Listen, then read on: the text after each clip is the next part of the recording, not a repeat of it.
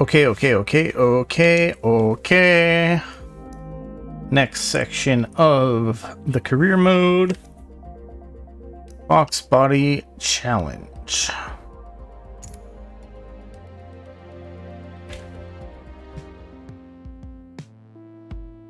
Designers and engineers at Ford captured the imagination and passion of motoring enthusiasts around the world with the release of their game-changing Mustang in 1964. The team's dedication to improving and evolving the platform led to the creation of the spirited Fox body Mustangs of the 1980s. Their sleek design and 5-liter V8s will deliver an exciting combination of horsepower and handling for racers building then pushing these modern classics to their limits, race after race.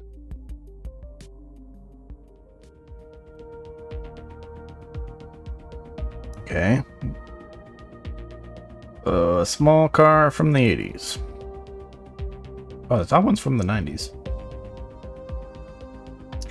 I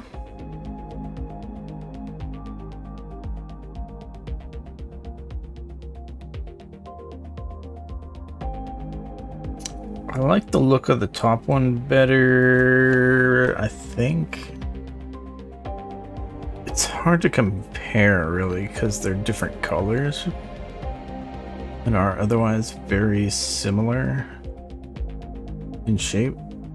But I think I like the shape of the top one a little bit better.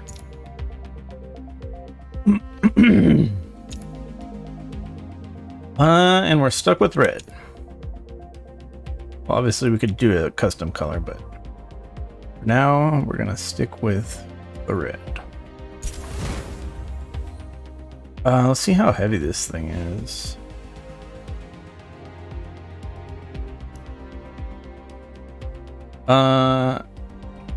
Actually, never mind. We'll just dive right into it as usual. And then after this first race, then we'll see in the upgrades how heavy it is and the stats, what we need to upgrade. We're gonna want to get as much car XP as possible. Super competitive field out there today. No one's gonna willingly leave the race line, so be prepared to drive offline to overtake. Yikes. Hate that little generic thing. Generic tips.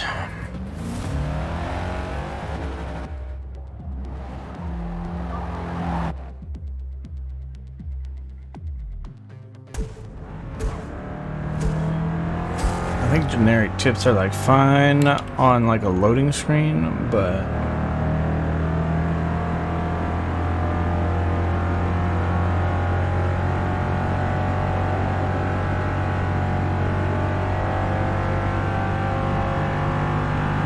it's audio, that's just annoying.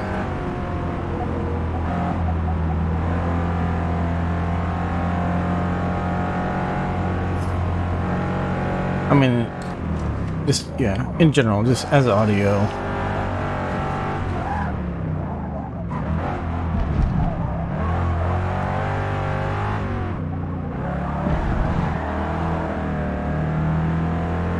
Anything I don't want to hear being shoved in my ears. Not happy.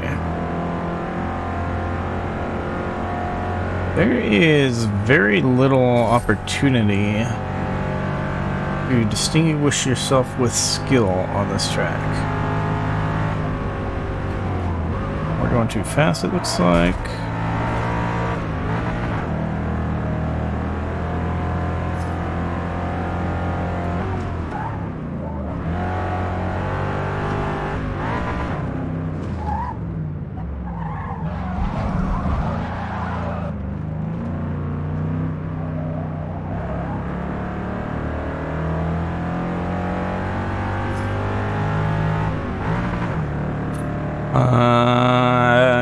Well, I have to get back to getting used to slow shift times.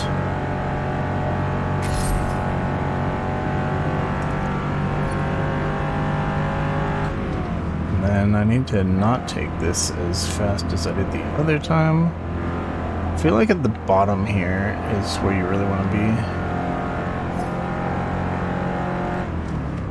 I think that's just faster.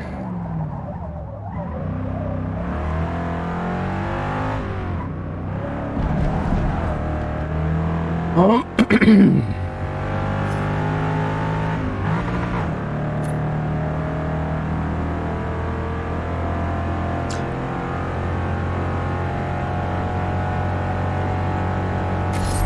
Just from my intuition. I guess you could.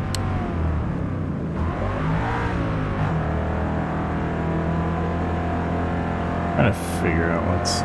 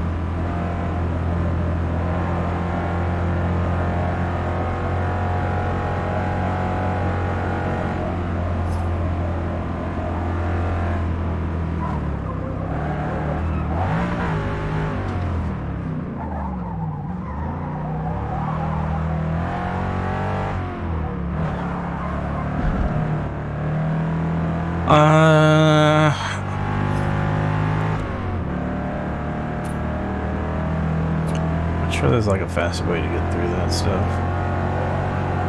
No. I think we're gonna come out wide here.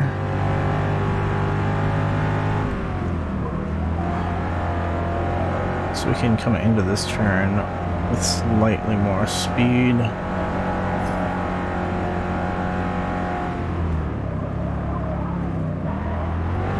I don't know if it helps to go out slightly wide before turning into here. Damn it! Get a grip!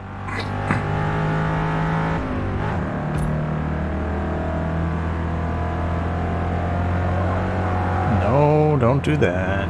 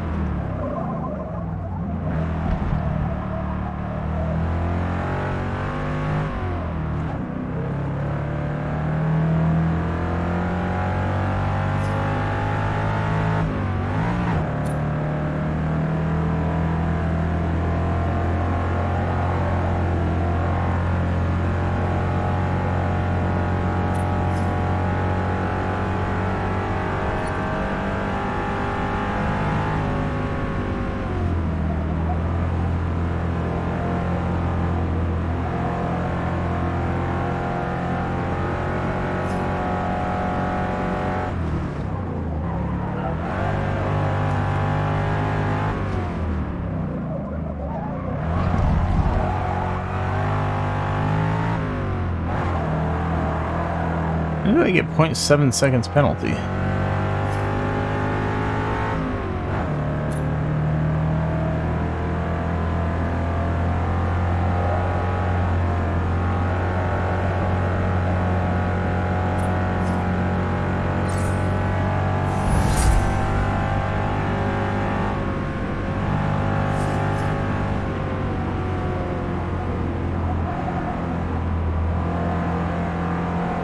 You can go faster a little farther out, but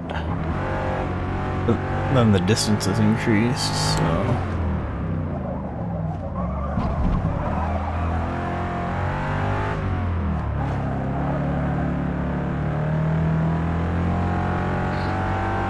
I think on these sort of turns, the outside's only good if the outside is like banked more so that you can take the outside at like really high speed.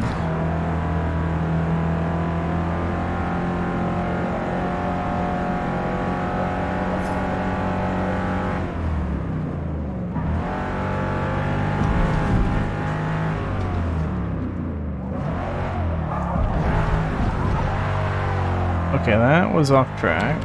Race starts in 5 minutes. No penalty. I don't know why switching to second gear there keeps going crazy on me.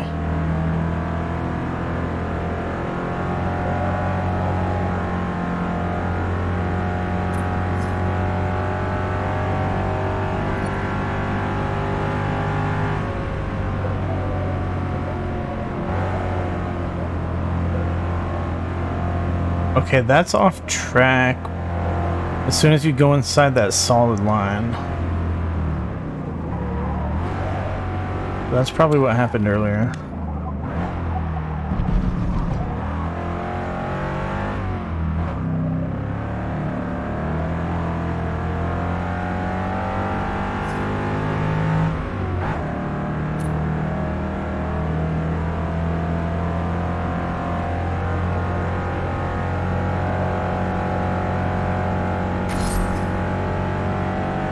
Now that I think about it,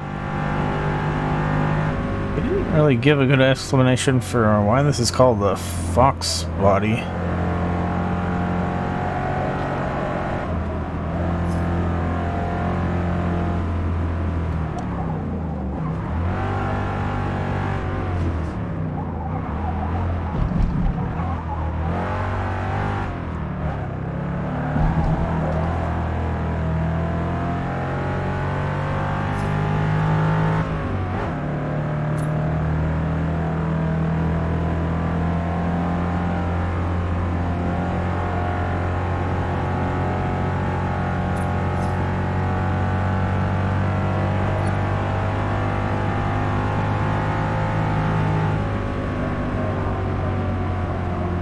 Damn it.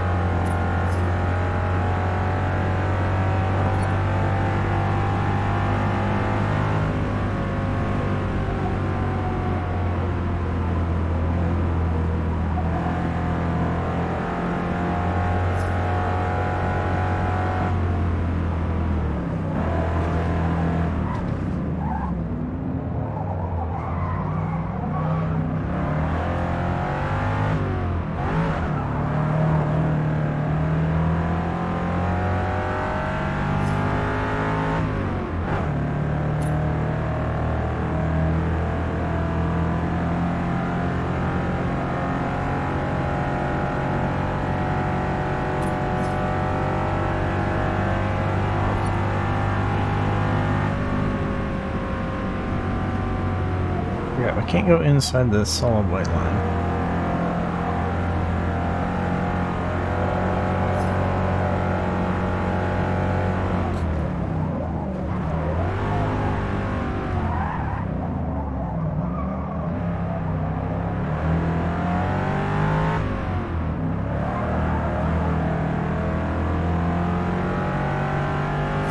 This is a seriously boring track for slow cars.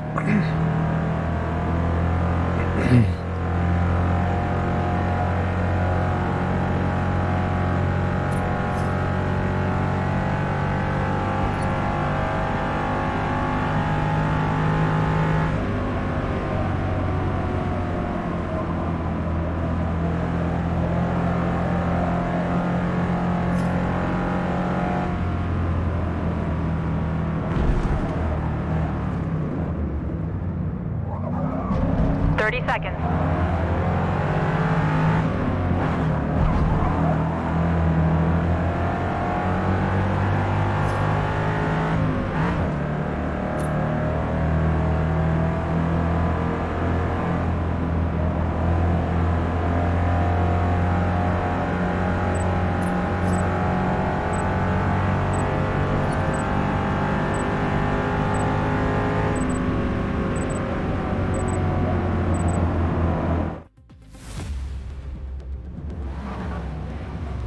Okay.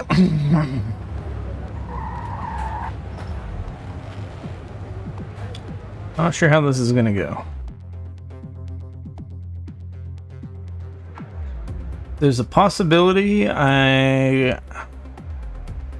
get pushed or something, and then it'll be completely impossible to catch up. Who knows? Luckily, my time is better than all these AI.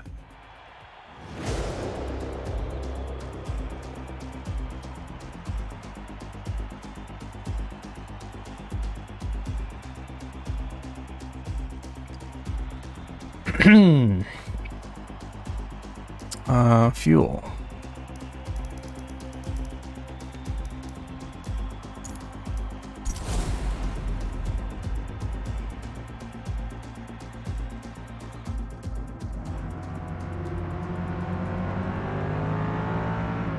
Who are those guys with the roll cages?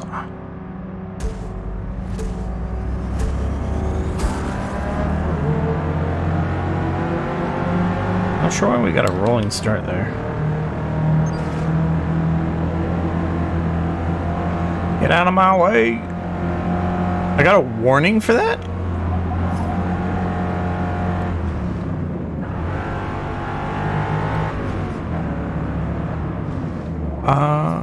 Hello?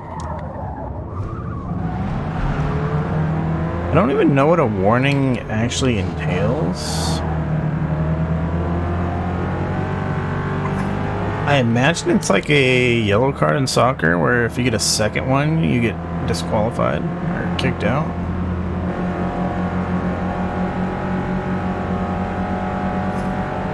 I'm not sure.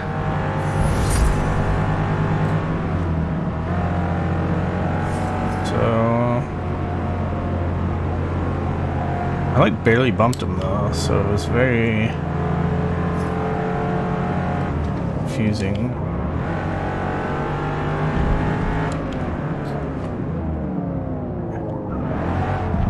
And I also don't know why it didn't give me a penalty, time penalty.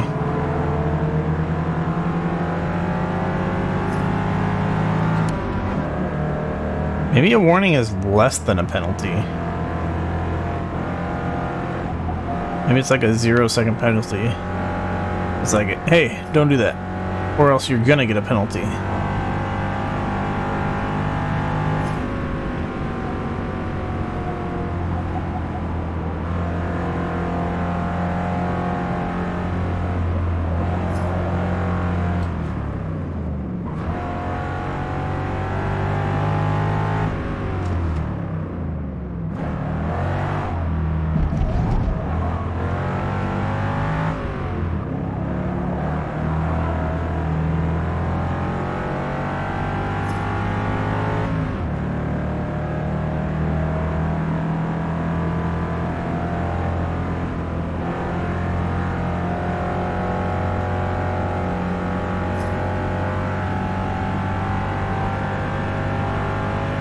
Three laps down, and yeah, that was not what we want.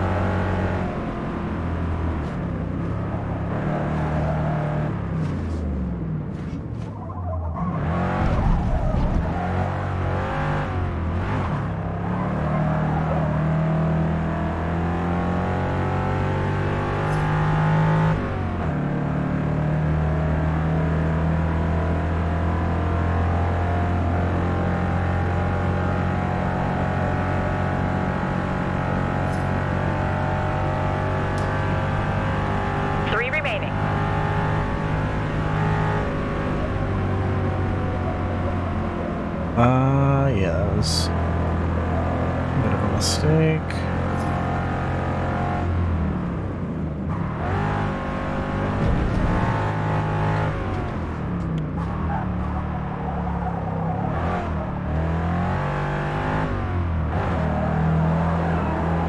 You could probably lap the AI on lower difficulty.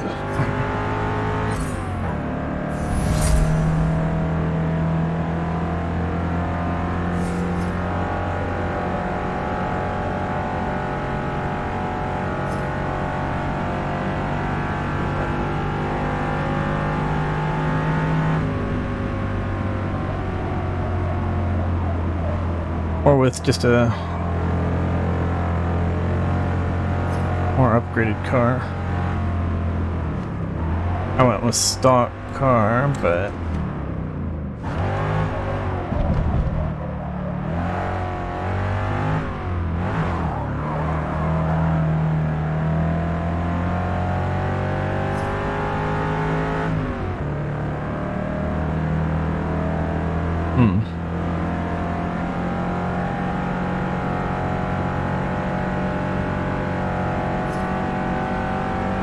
I'm not sure if they do anything Finish strong. if you lap the AI. What I think I heard at some point in multiplayer,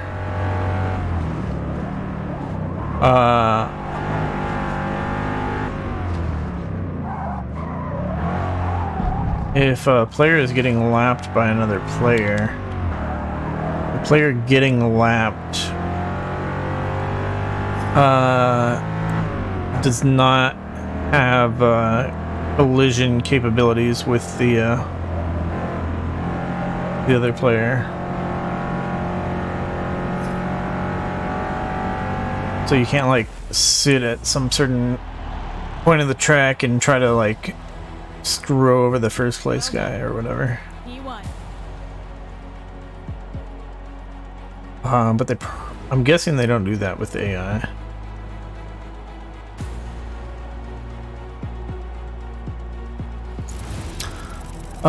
So yeah, that was pretty easy, as expected.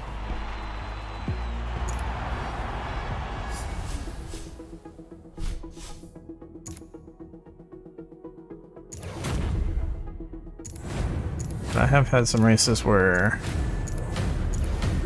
it was unexpectedly difficult. I'm glad it went smoothly.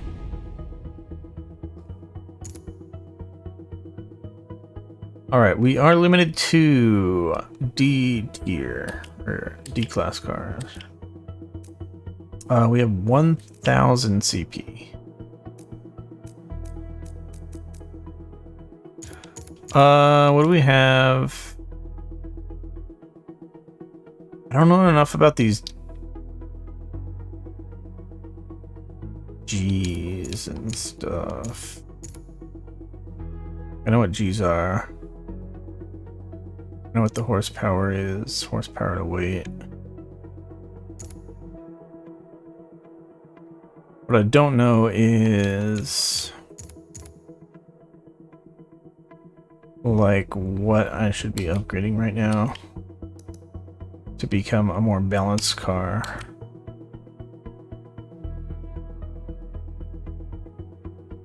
Like for D tier, is it better to be, should I be upgrading the engine or should I be upgrading the tires? We can't upgrade the clutch yet. I find that really weird that you get the transmission unlocked before the clutch. A lot of these older cars, I think, upgrading the clutch first and then unlocking the transmission later. That makes more sense. Especially because the clutch is like fewer points. And it's just like a... I feel like I could definitely unlock the transmission, but this doesn't seem like a worthwhile use of my CP right now.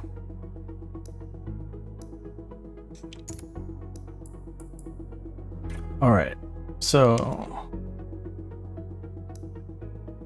if we were to spend all our points on sport tires, that would be putting us in C class. I just want to see how much that gives us on lateral G's. So that gives us a little bit of lateral G's. We go down to street tires.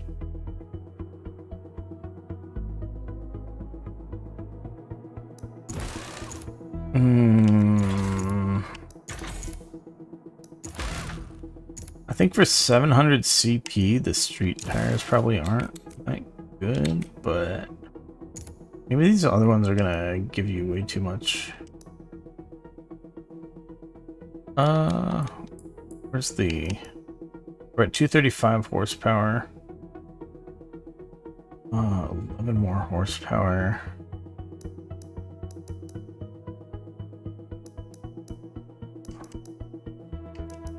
We can get like 10% more horsepower pretty easily.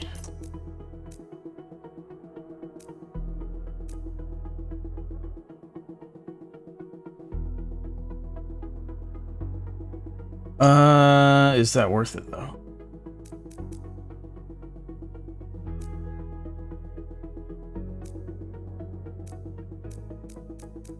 I really do wish we had the clutch upgrade.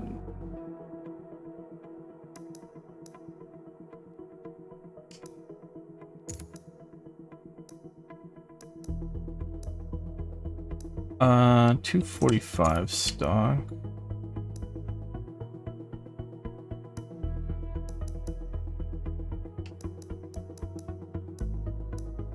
We go to...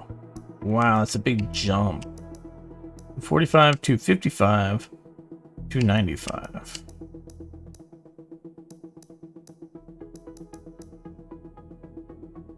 And that's only 150 CP. Let's see. I don't really want to upgrade the fronts, but let's say we upgraded the fronts a little bit also.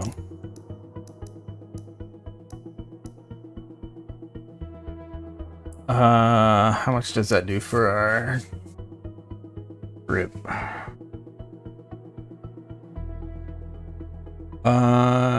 Were we at 1.10, was it? Yeah, 1.10, 1.06.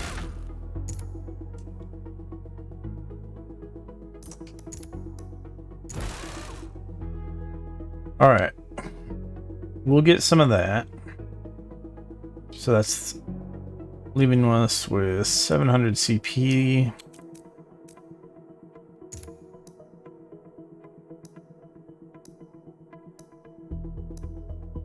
I think we'll get some good old street upgrades and other springs. We just go for early race springs? Maybe we go for early race springs. That doesn't do much though. As far as the ride height. And it's a lot of CP of course, but we're limited to 400 PI, so that part not so important.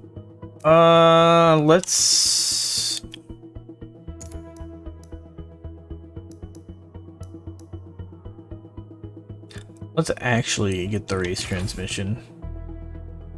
Just gonna jump on that right away. And we may be able to get some wheels. Yeah, we can get some wheels, which lighten the car a bit.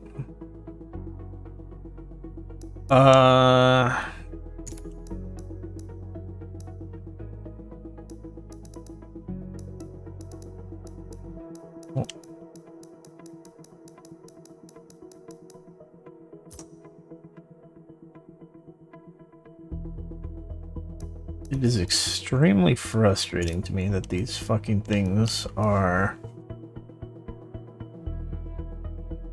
There's not some way to sort or filter these things by weight, aka PI.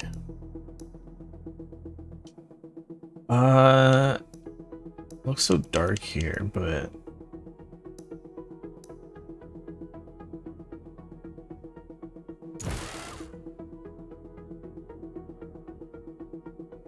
that looks a little silly.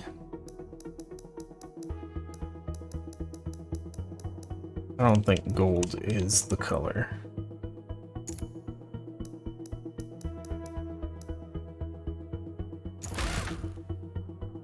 That works.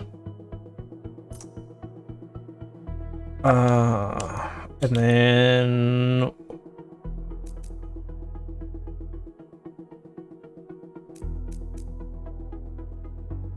what else? 125 CP.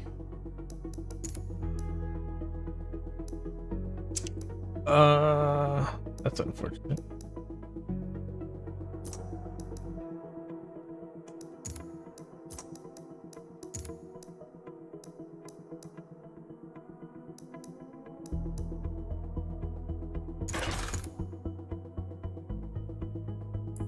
How much weight is this?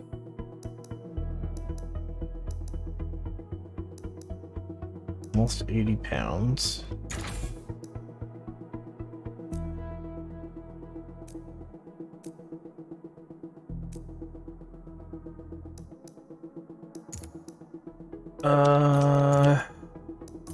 The ones are too expensive. Yeah, expensive. I could get my wheel. What?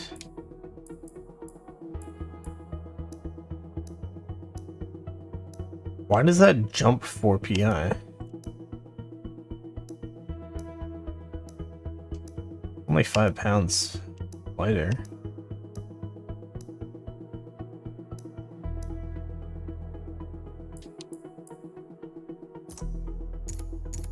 Tell me about the flywheel. The rotating mass of the flywheel smooths and steadies the rotation of the engine, but decreases throttle response and acceleration. Upgrading to a lighter weight flywheel allows the engine to respond to the throttle more quickly and increase RPM faster, providing better acceleration.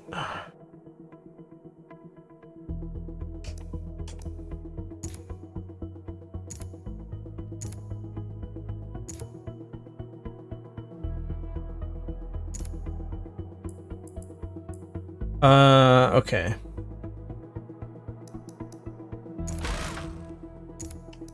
Seconds.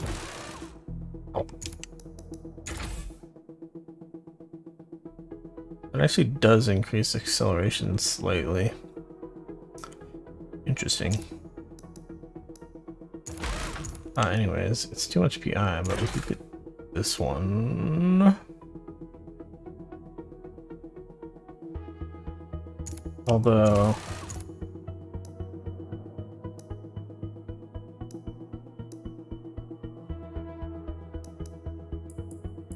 which is this?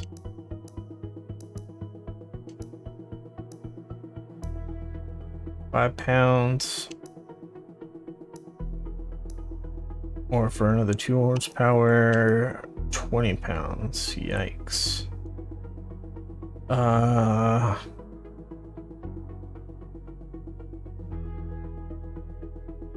That might be worth it. Trying to do the math. Math is hard.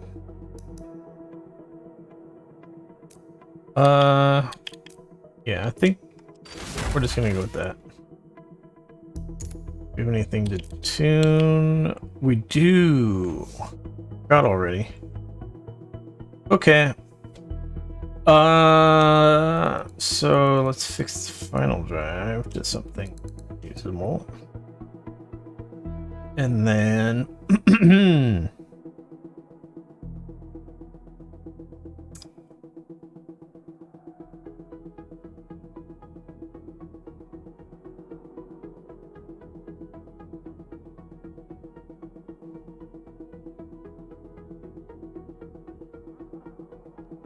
Let me just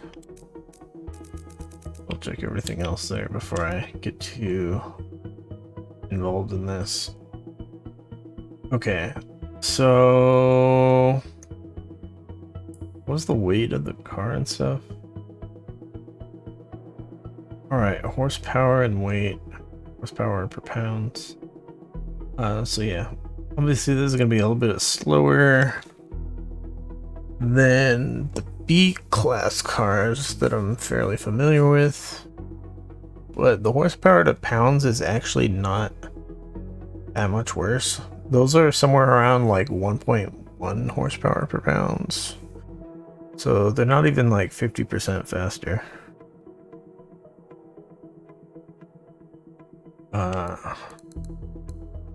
Yeah, I think we're gonna go for somewhere around 0 to 40 for first gear, and then second gear. Shoot, was this a naturally aspirated? Let me go back to the stuff. Yeah, I'm not seeing anything about like a turbo, so I think we're good.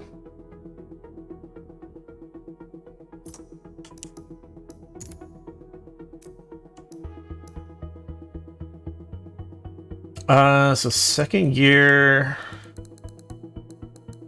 top speed's 149-ish.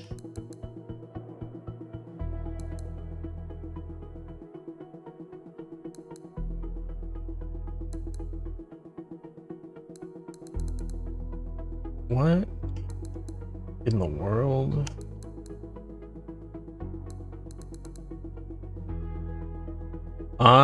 This engine might have a weird power hill type of thing.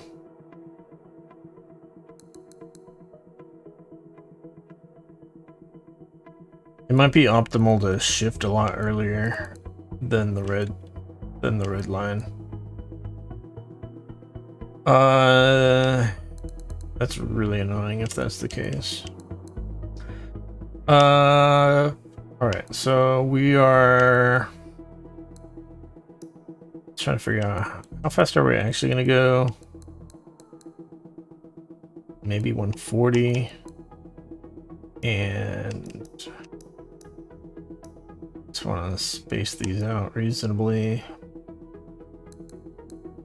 like 110. And oh, we gotta put them a little lower. Okay. We could make second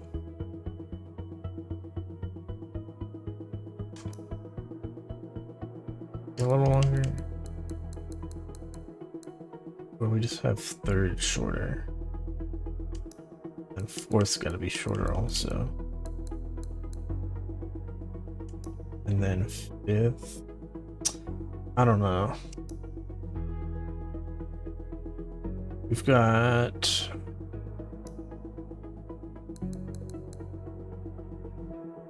I mean, that's every 20 miles per hour. That's pretty good, I guess.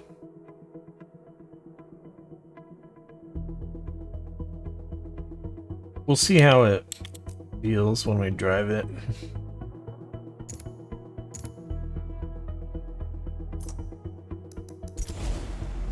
All right, Watkins Glen, short circuit.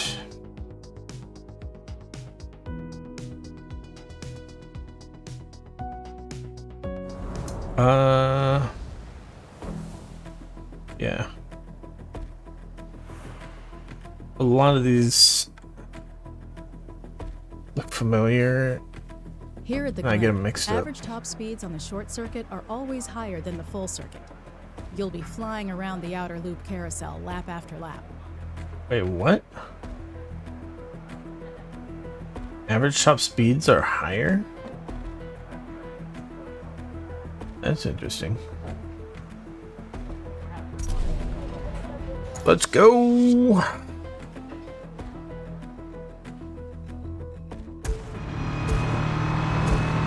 Not in the rain they aren't. Why am I in 6th gear? What the fuck?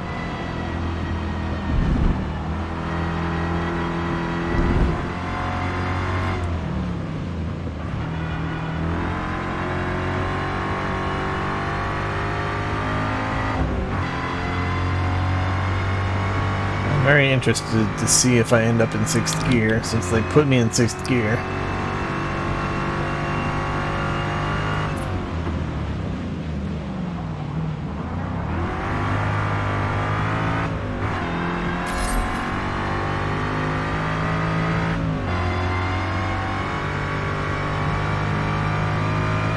I'm not sure if this car has the grip to not brake for this part. Okay, we're good.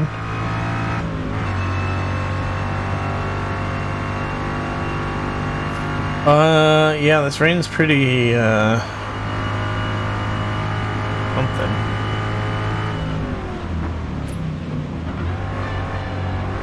I'm not seeing the part where the average top speed on this one would be higher than the full circuit.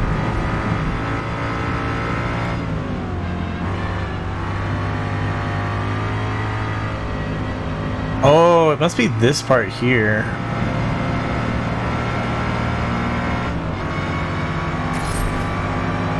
We come into this straight faster. So maybe you can get higher top speed than the other side.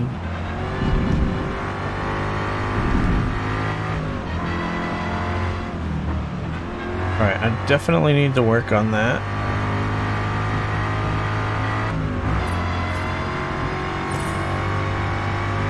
I want to look at the horsepower here.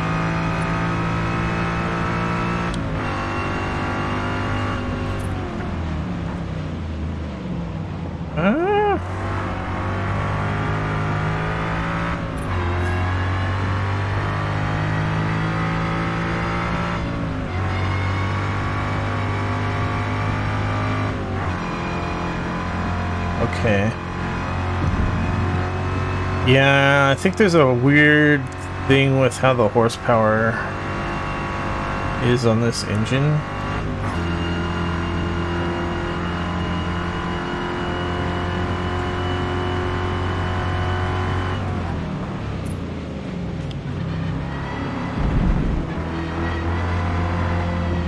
I'm actually driving the car wrong.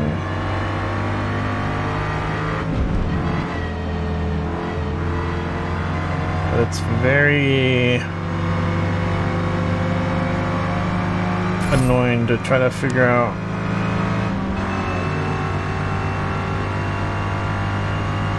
what gear I should actually be in.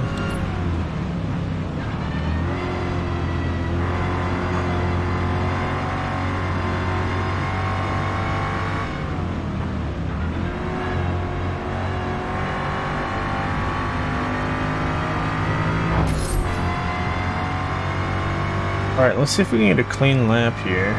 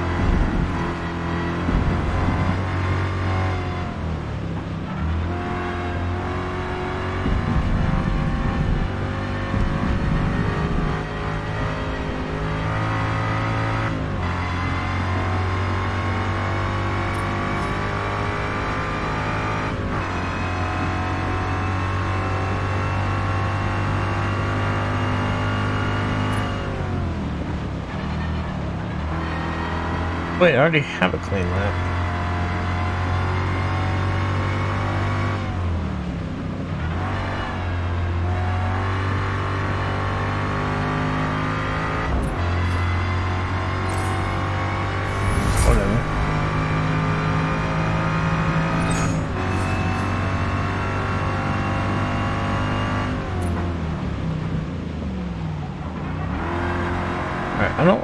really want to keep lapping here, but let's get that car XP.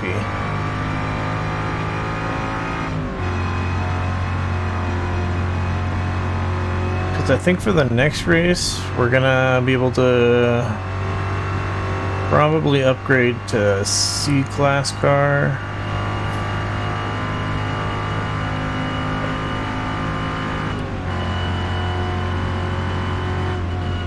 So I want as much CP to spend on that as possible.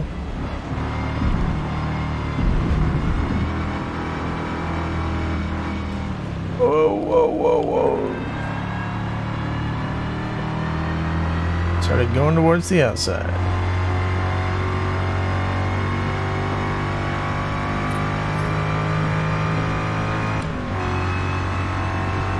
I was somehow still at 10.0 segment score.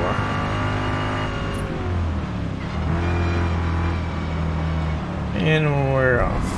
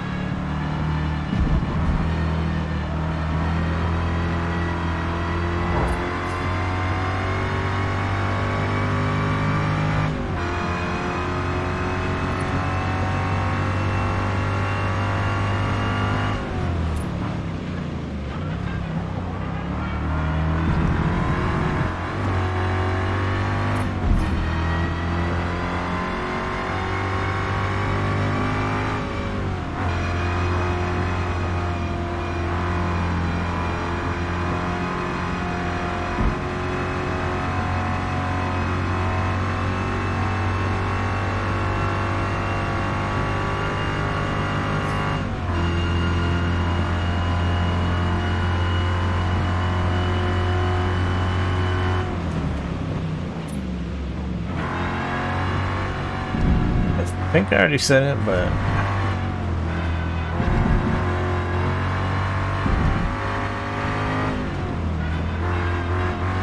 find it interesting that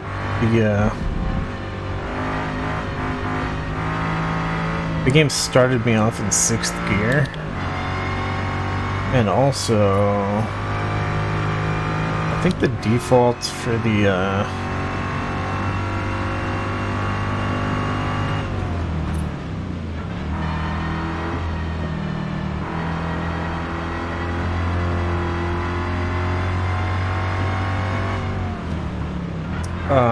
race transmission gear ratios, they were super long. They have also been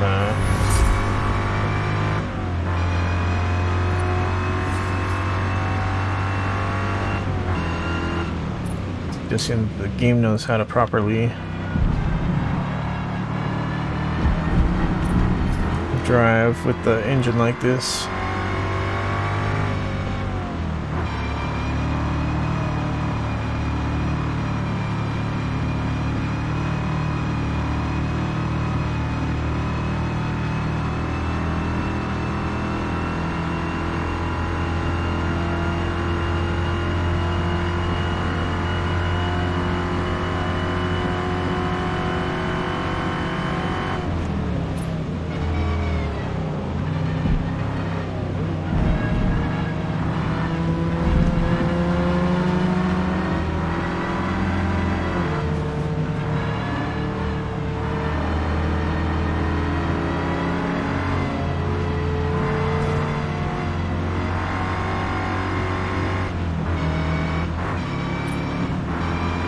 So right now we should be in 5th gear, and now 6th gear.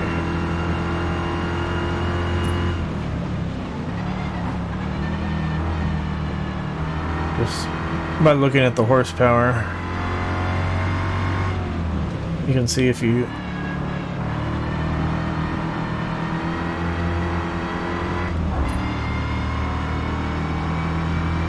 shift up and you're at higher horsepower, and that means that was a good shift. So we weren't at the red line yet, but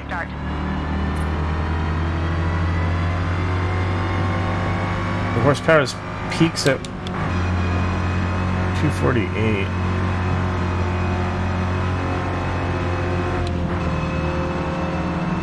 we already want to be in 6th gear here.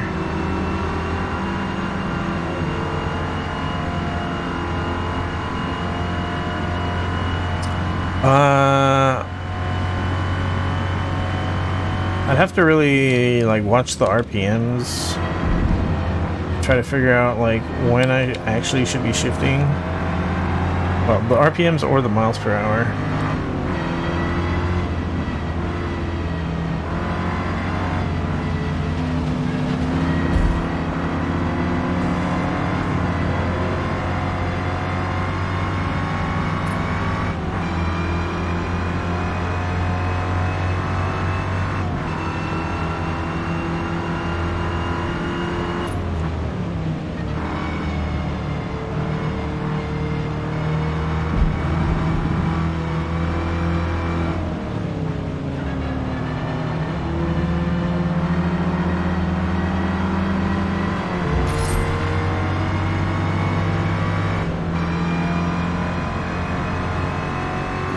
Does the power really drop off?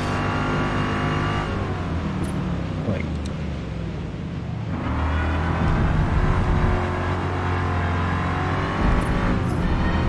somewhere around 6K RPMs, maybe slightly sooner.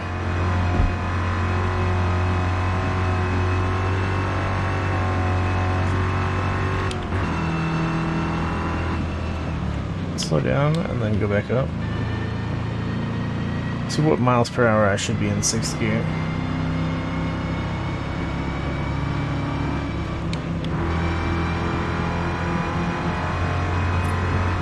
Shit. This is not working out. Next straight.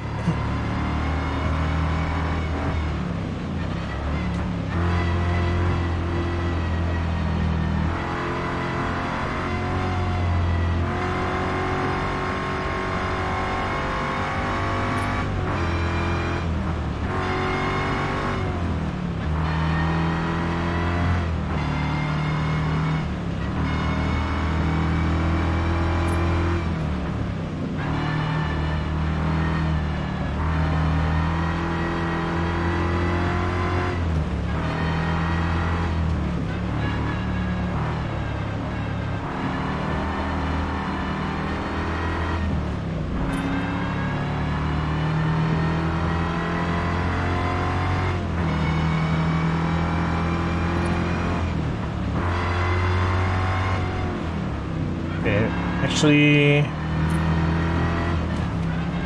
so horsepower starts dropping at about 5K RPMs.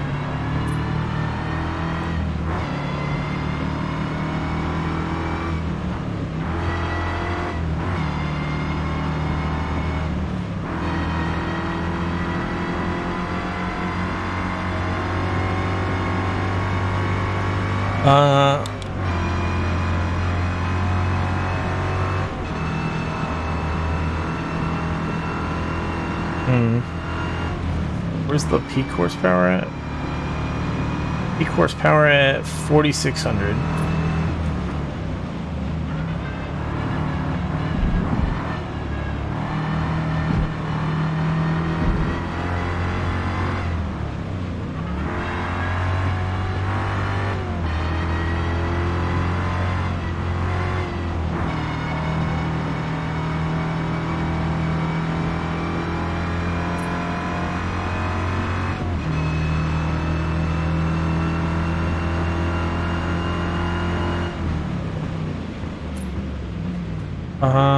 So really, I should be looking at first gear real quick here.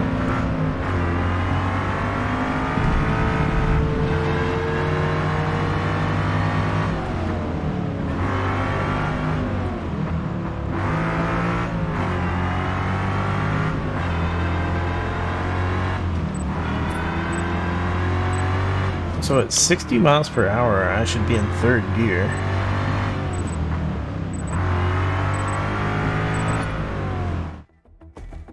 And maybe even lower.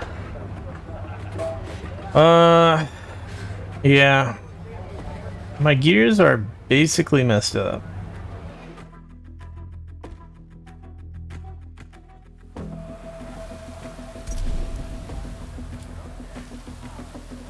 Uh,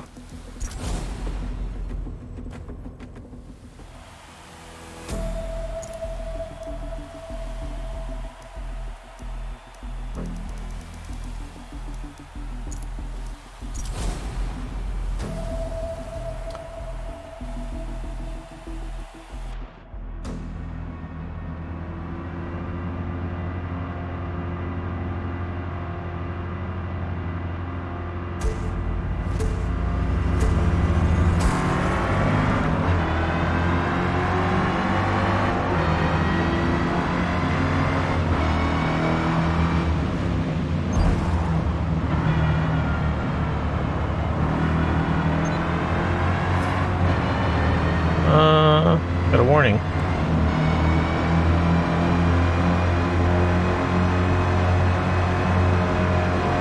Wonder if they... I hadn't seen much of that previously, but maybe they... In the patch, they, like, increased the strictness of the system. If they did, that's awesome.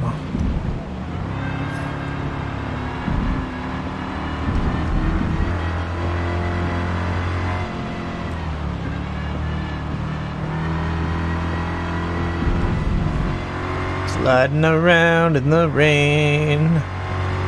Thank God for that banked turn.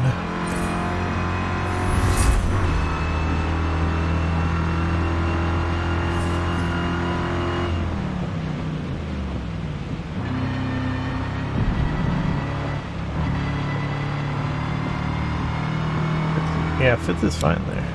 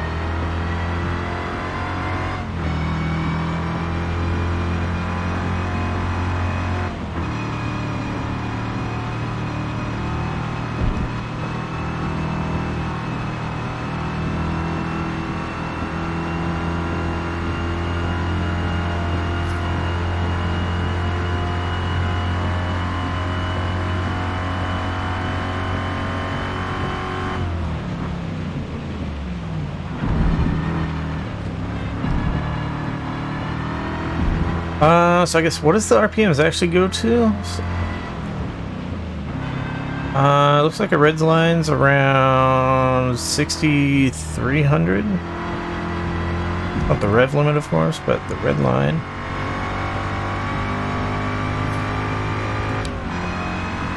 So I'm trying to think. That's like be 10% more than where I'm actually shifting gears.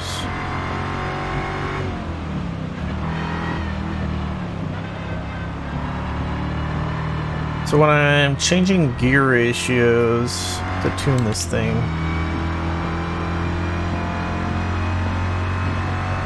I'm gonna want to keep that in mind. Essentially the miles per hour that the thing is saying we are going to is farther than we're actually going to for those gears, because we're shifting before we get to the red line.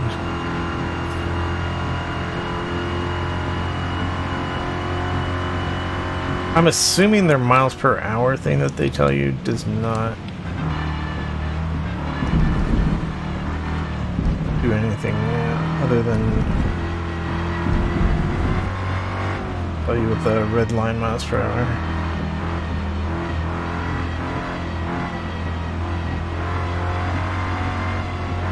I really doubt that does anything to take into account when you shift.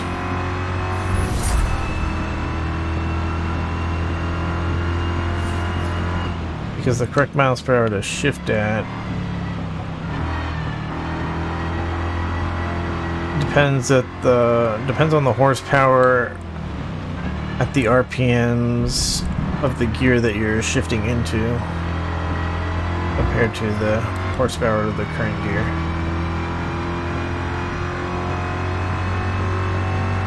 Three to go.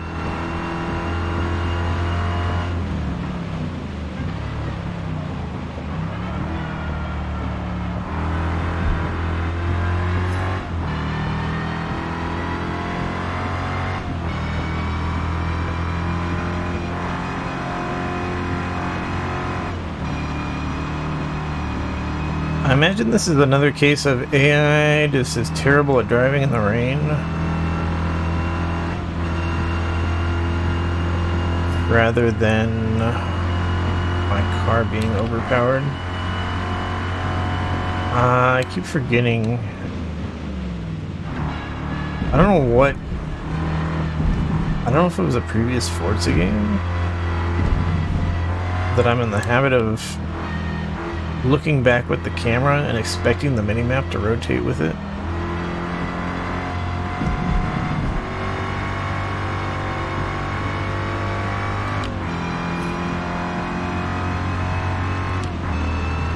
Oops, wrong gear.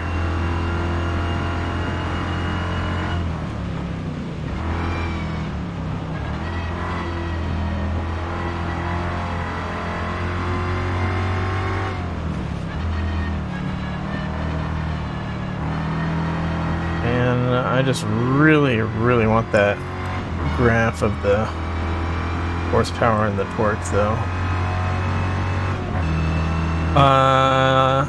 Not that it was actually reliable per se in the previous games.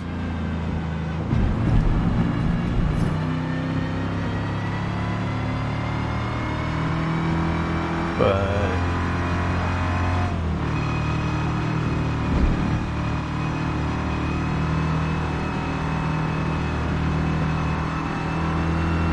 like, it felt like it was, like, inaccurate or something was wrong with it.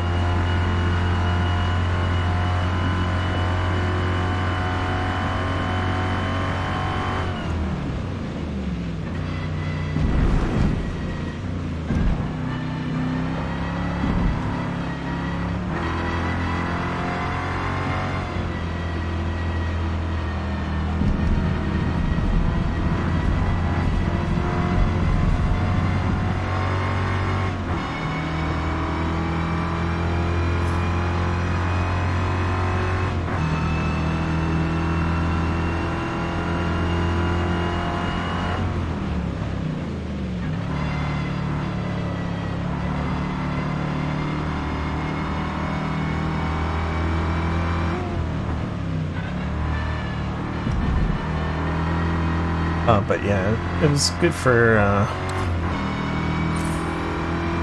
kind of eyeballing these things. Last lap.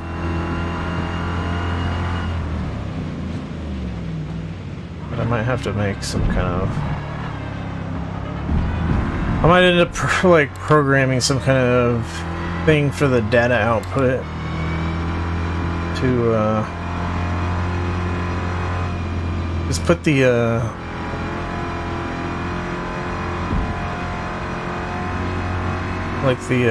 make a chart out of the RPMs and power and torque stuff so that I could properly figure out how these gear ratios should be.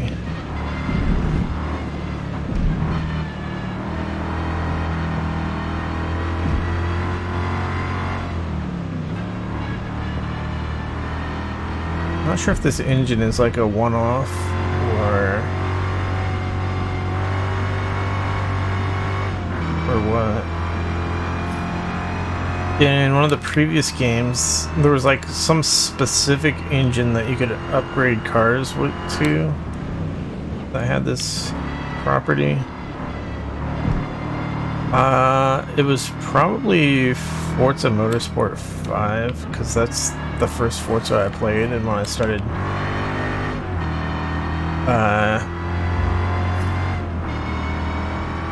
learning how all this gear stuff worked.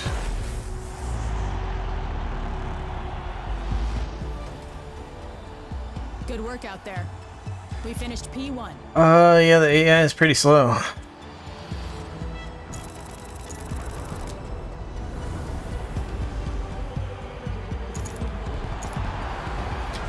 Alright, and yeah, depending on how wide the power band is, we might be fine with like 4 gears or something. We really want to try to figure that out. Ideally we figured that out.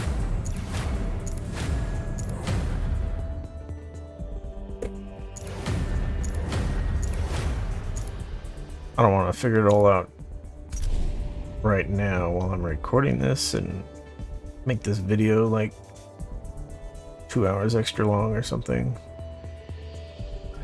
But yeah, long term, I definitely want to figure it out.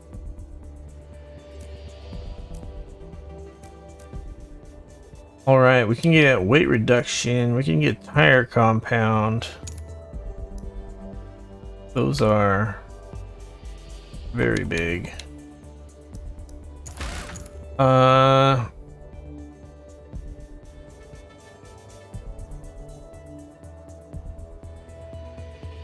I want tire compound that bad? Weight reduction will increase our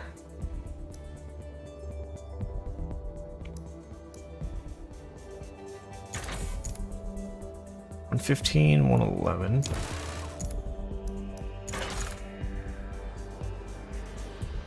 Weight reduction will increase our acceleration a significant amount, in addition to giving us better grip, essentially.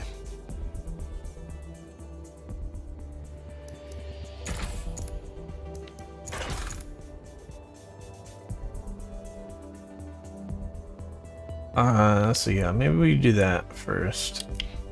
And we don't have enough CP for tire compound. By doing that, let's get rid of the oil and cooling.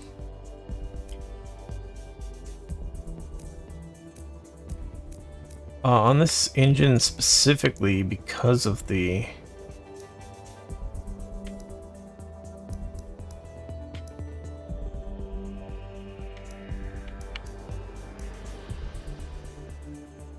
way it works, extending the RPMs with the camshaft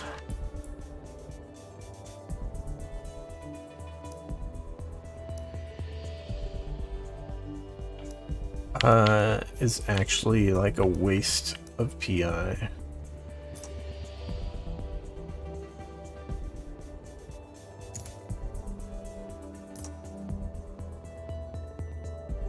I think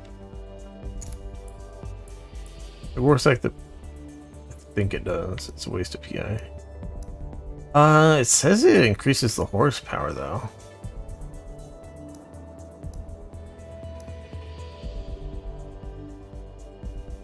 I think previously, I recall the main thing the camshaft upgrade does, at least in the previous games, is that it increases the RPMs before you redline, which generally increases the horsepower of the engine because you can get to higher RPMs.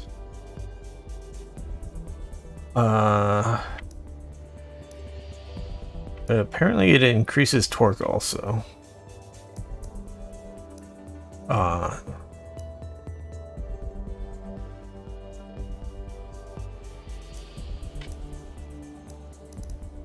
Interesting.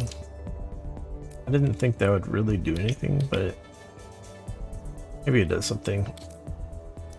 I don't know if it like on other engines, increasing the RPMs generally not only increases the horsepower, but increases the width of the power band, which is kind of makes your horsepower more efficient, I guess you could say. You're gonna use fewer gears if you want. But yeah, I don't know if that's still the case here. It would just be so fucking nice if they give us the damn graph back. Like, why do they show the car right here instead of the graph for the engine?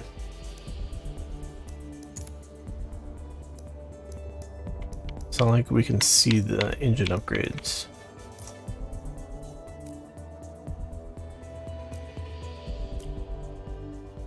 All right, rant over for now. What are we doing?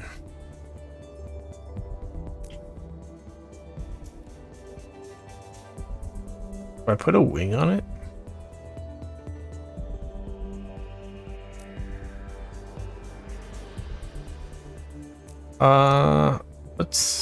What's our stats? 115.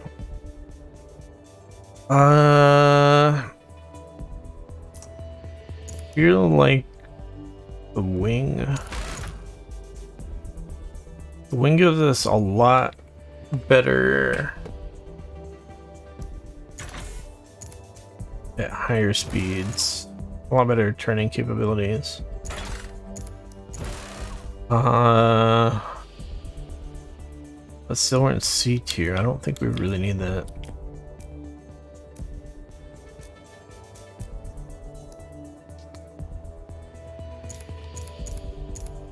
What was our horsepower per weight again? Now that we've made some changes. Yeah, we're going up a bit.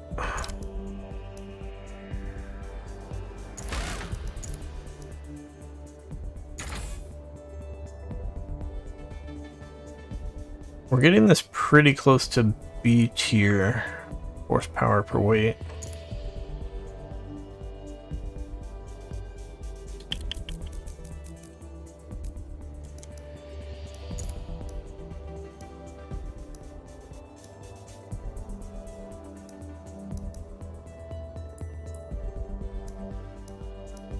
Aerodynamic performance increase.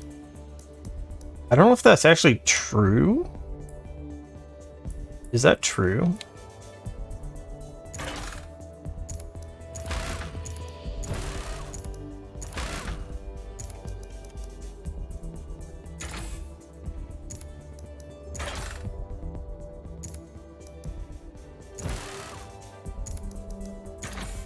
Seems it's true.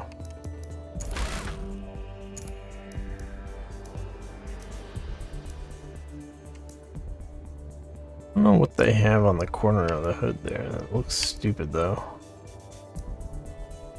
I can get behind that one. Wait. Yeah, it didn't. Switch back right away. I can get behind that one. Is this aerodynamic? Increasing lift. Wait, I saw this on the other car. I think I put this on a different car, but I never actually saw this setting in the tuning. So I'm not sure if the game is lying to me about allowing the rear bumper downforce to be adjusted.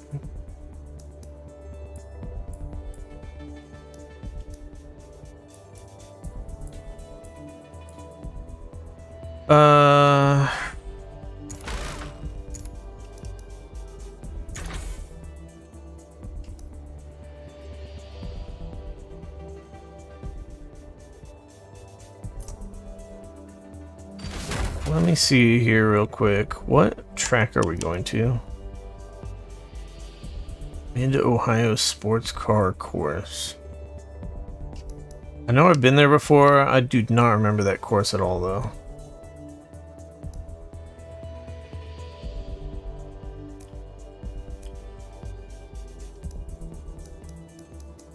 I don't know if that's even on like a real course or if they just call it Mid-Ohio because it's like inspired by Ohio. But there isn't actually that thing in Ohio.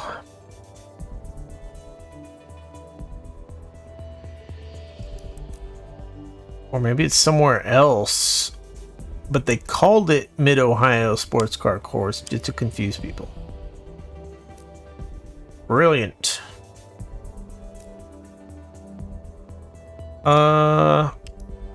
I guess we'll get a little bit more tire width. I think tire width here is potentially the best use of our CP for now. Need more handling.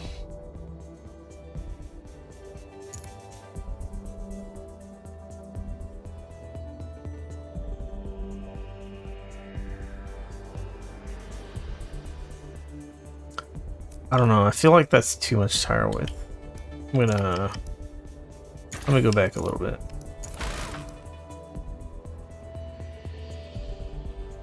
We have 150 left.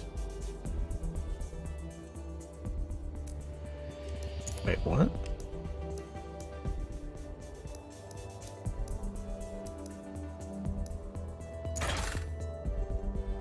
I feel like some of my CP just disappeared.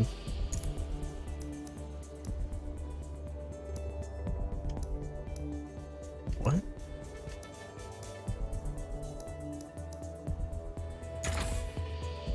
Maybe not.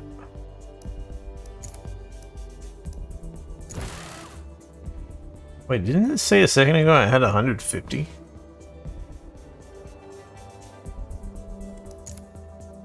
I'm so confused. Anyways, 200 CP. Look at that. We get like some brakes. Are these an improvement on the weight? Not an improvement on the weight.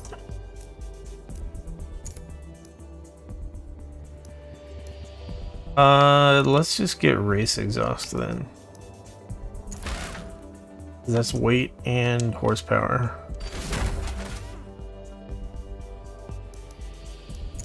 All right. Shit. So for the gearing, we found out that the red line is about 10% higher RPMs than we want.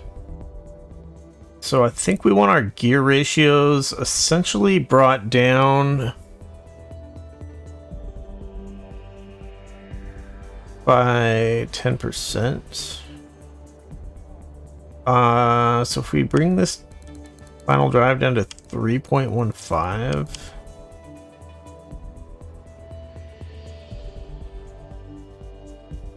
I think that basically puts us where we want.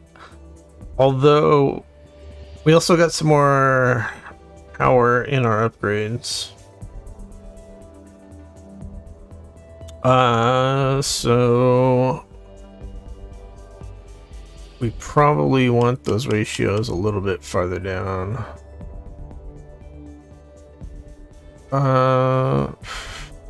50.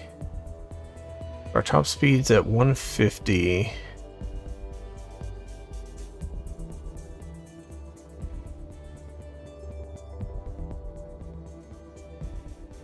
Probably want the last gear to go to like 165-ish then. Something like that. Well, that's if we were to actually get to 150. In a race, we're never going to get to 150. Especially not on the current course. But in general, we're just never going to hit 150. I don't know what speed we were actually hitting in the last one. But generally, you get to like maybe, big maybe, like 10 miles per hour slower than your top speed.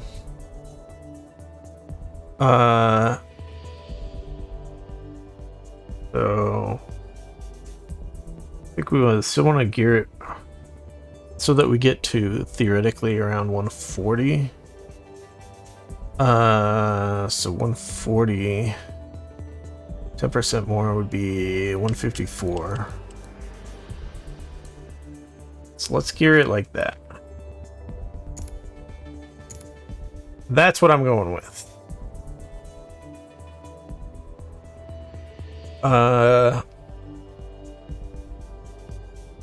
Yeah. If I had the actual charts,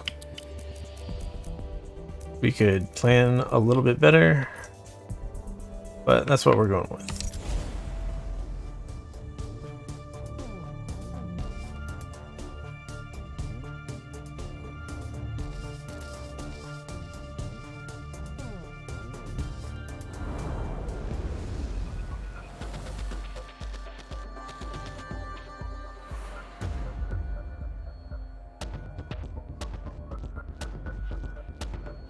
The iconic Mid-Ohio sports car course was built to the contours of the land, with twisting, plunging corners and exciting high-speed crests, making it a favorite for both drivers and fans.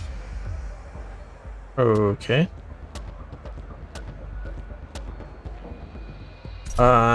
Sounds a lot like that stupid-ass Virginia course.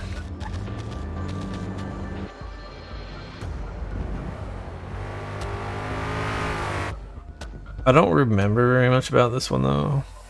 The Virginia one I remember better.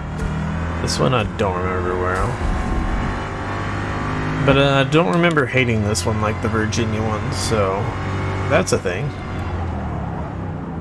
Okay.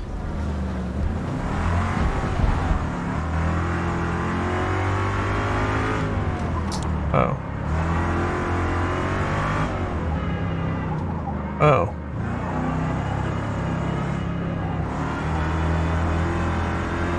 Yep. That's pretty wacky. Okay, I remember this part and braking right before that. Oh, and I remember this turn up here. Whoops, I am shifting way too late. Okay, let's try braking at 100-ish. That was roughly it. Where we want. Our turning capabilities are sucking.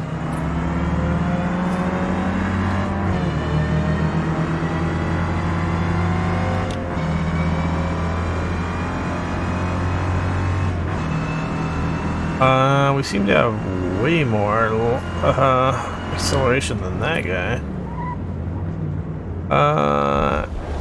We overshot that because I wasn't actually paying attention to the road.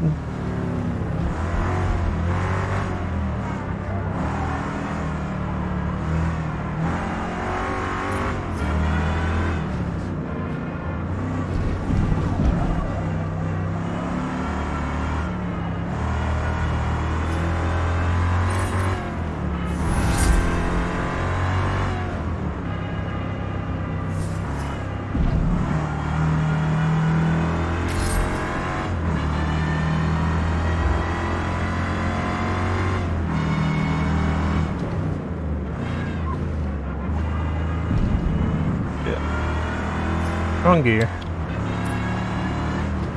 Oh no!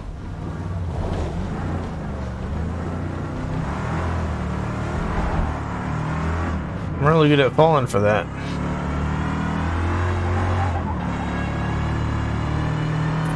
Yeah, I need to get back in the mindset of learning the damn course. Whoops. Okay. Good. That did not count as cutting the track.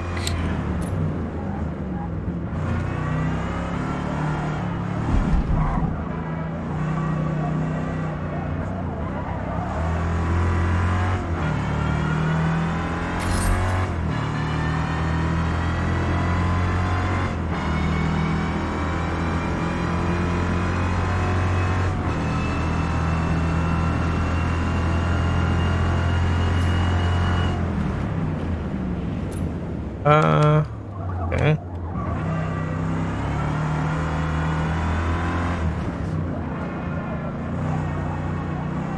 I wasn't really paying attention to. I was watching the track and not looking for like markers for when to hit the brakes and make the turn. That was not ideal.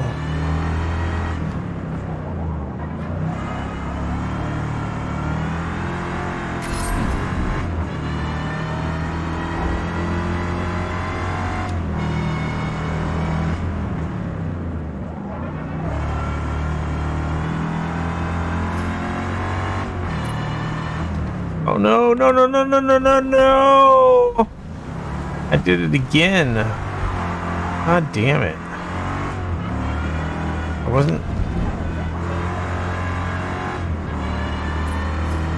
wasn't thinking.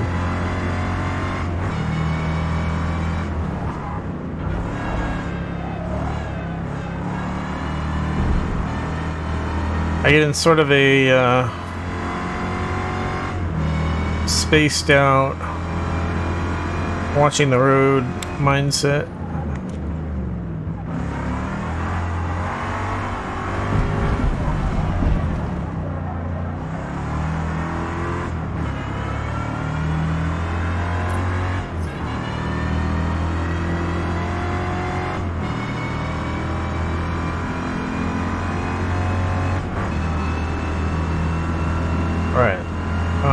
Is there some?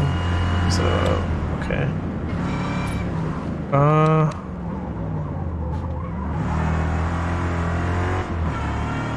I definitely braked early there.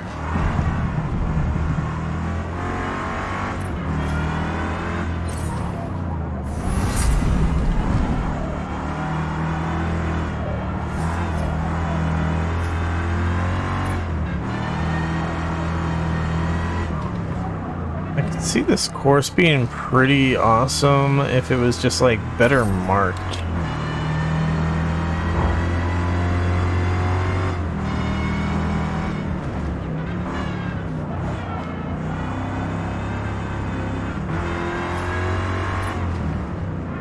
Brake right before we get to that little hill.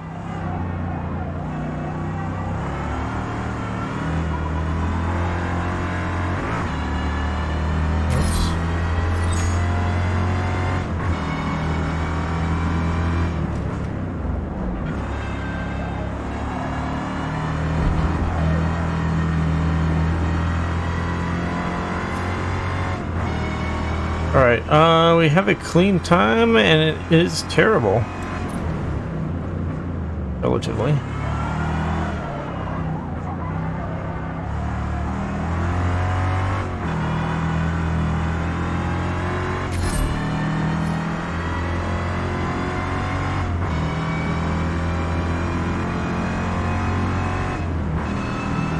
Did the AI get better, or is it just I'm really bad at this course?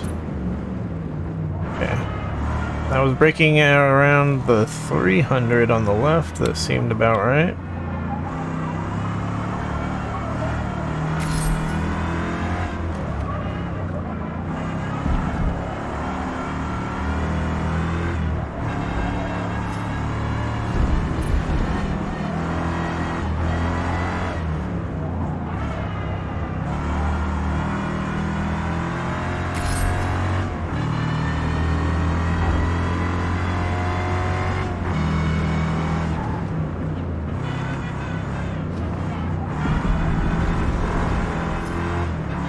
haven't really figured out that part.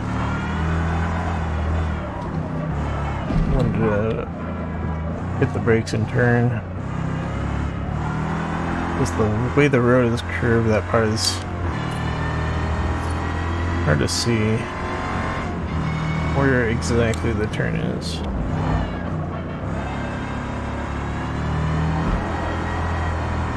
Alright. I keep braking a little too much for that turn.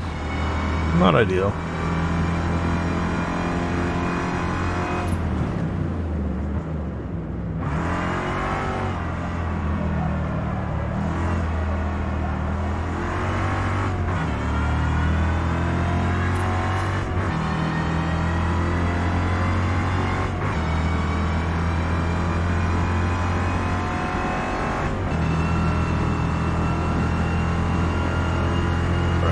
One, two, three.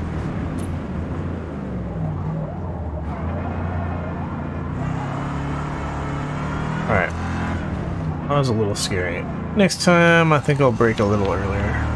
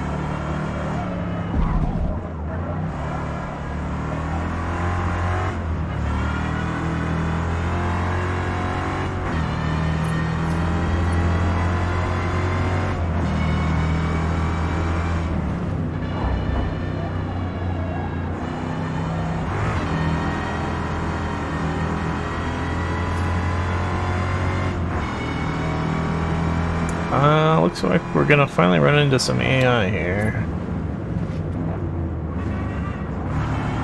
So improving our time is gonna be much more difficult. But we did get a good time. Not an amazing time, but better than the AI time.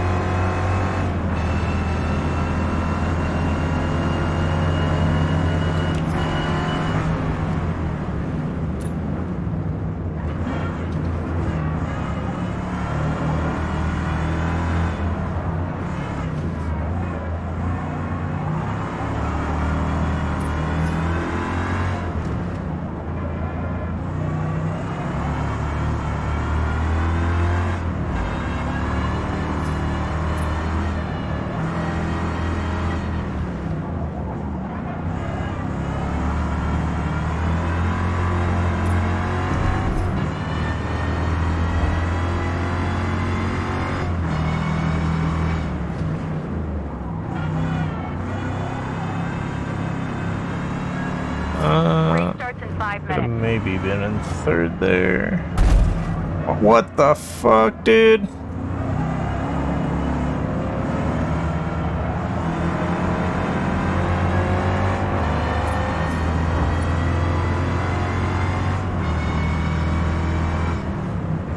That could have maybe been an upgrade on my time.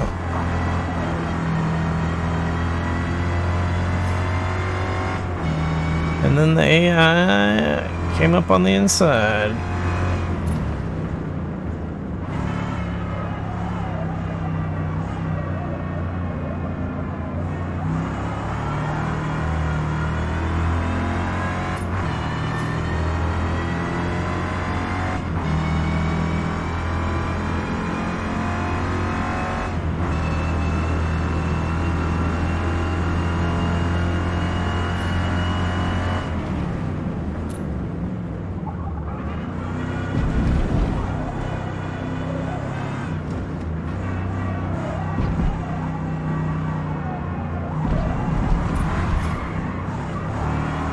Damn it.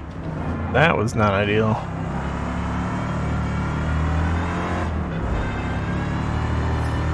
I don't have race rings yet, do I?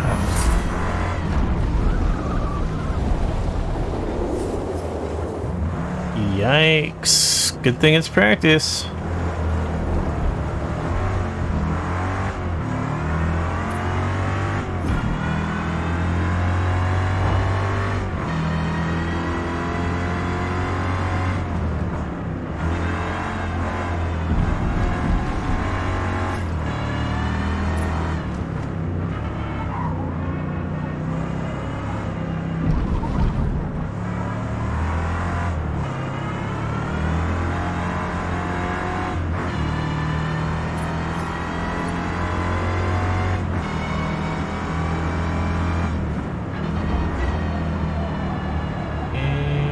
Good.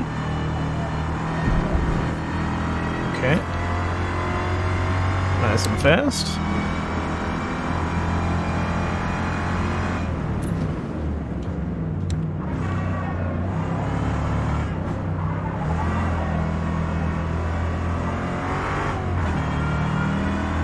Wish I knew a faster way to take that turn. That turn is still feeling slow.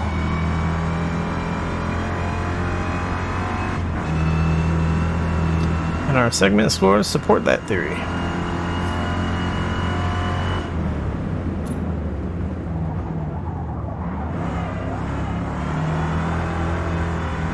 Well, that turn back there's banked on the outside. I wonder if it's actually optimal to go around the outside. Very hard to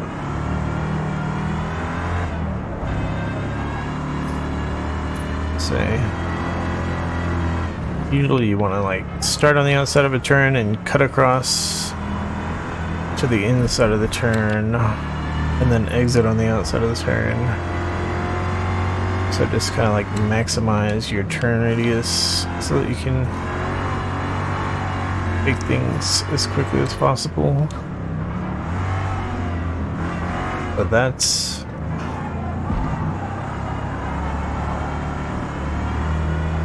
for when the road is flat.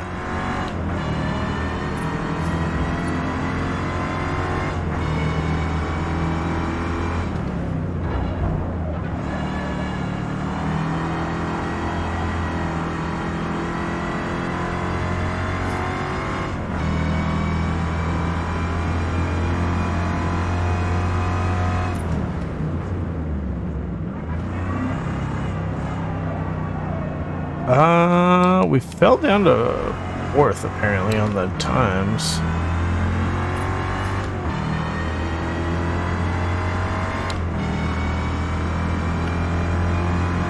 Let's see if we can. 30 seconds. Oh, we don't have enough time left to actually complete this lap, do we?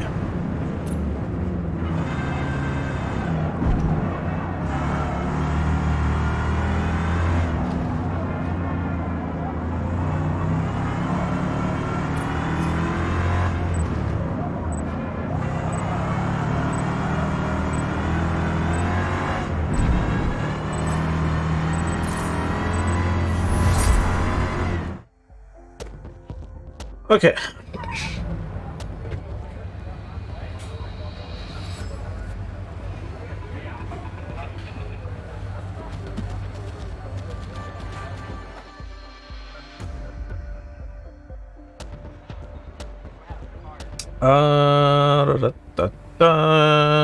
Time to race. 143.7. What?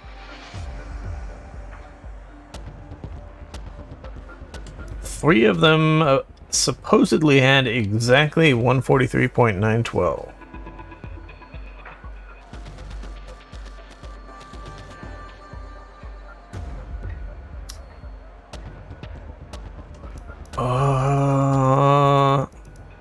Maybe they just calculate these based on tune, because there's actually 4 of them right here that have exactly the same times as well.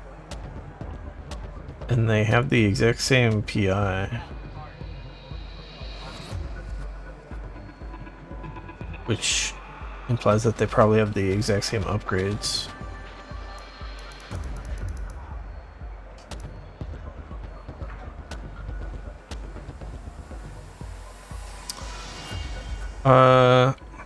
Yeah, according to these times, I should be running it first.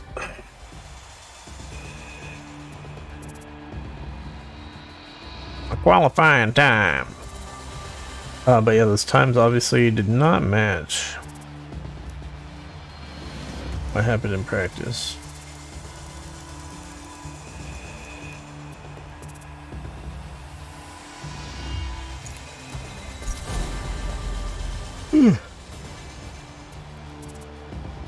Alright, let's kick some ass. Rolling start.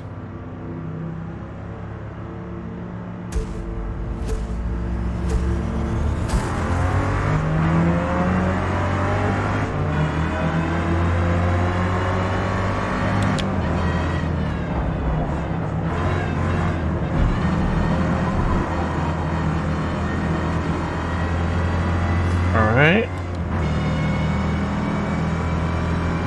Sneaking away from the AI so far.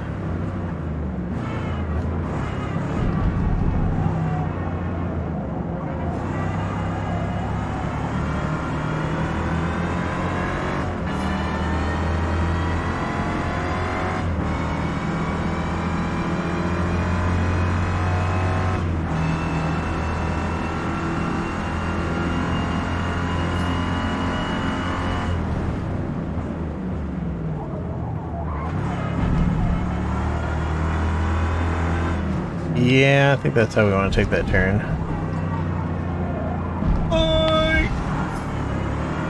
Barely.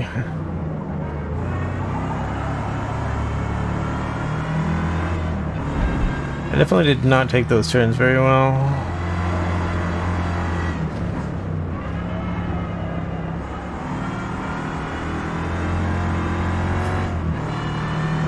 But this part I'm pretty confident in. And I think we are maybe breaking away from the AI a bit here.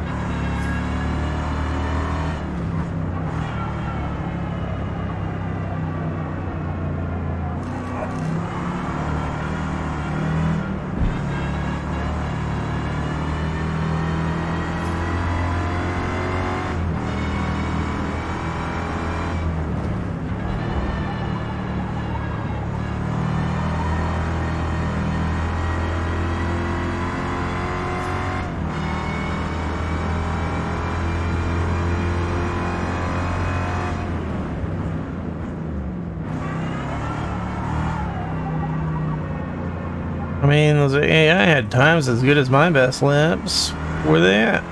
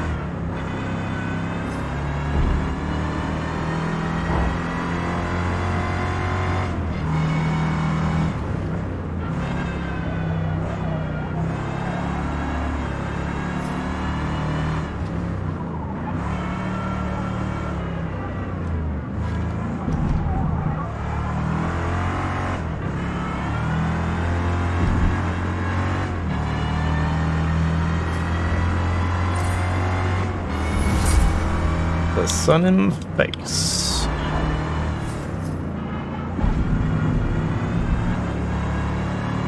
That was almost off track.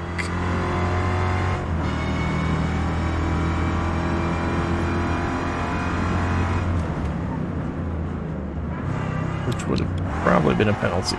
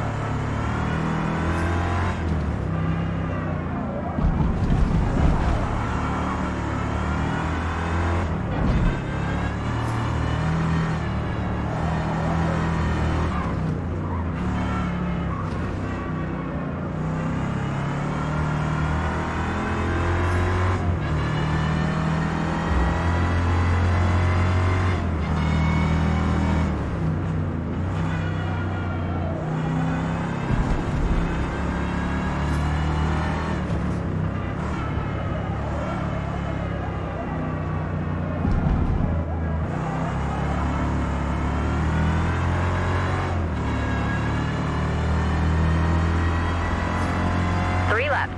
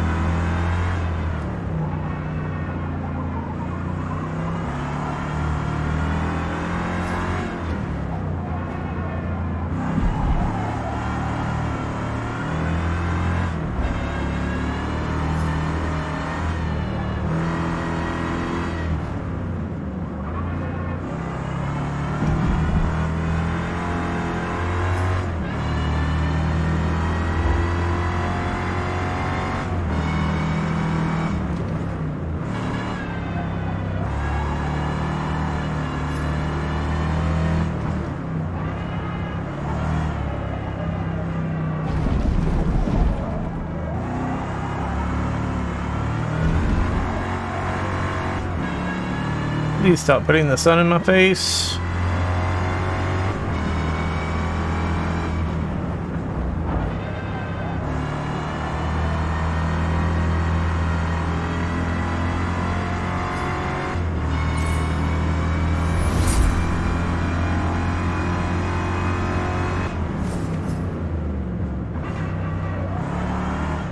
Oh, good. We hit car level 20. Very good.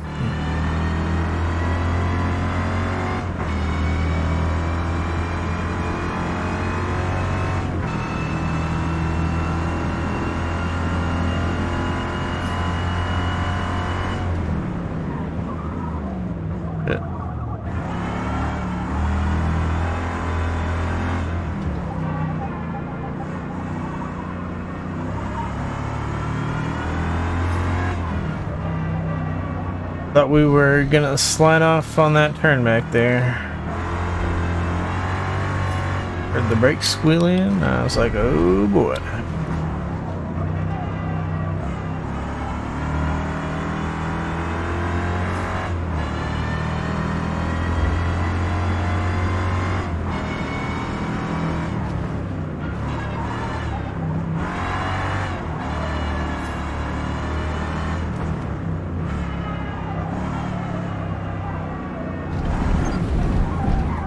Yeah, cut the track there. My bad. Last lap. Let's go. Whoa, whoa, whoa, whoa, whoa, whoa, whoa, whoa.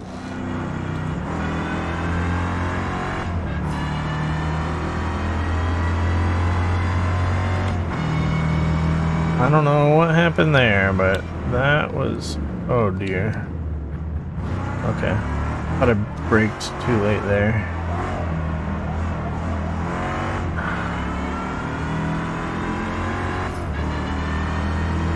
Yeah, last lap.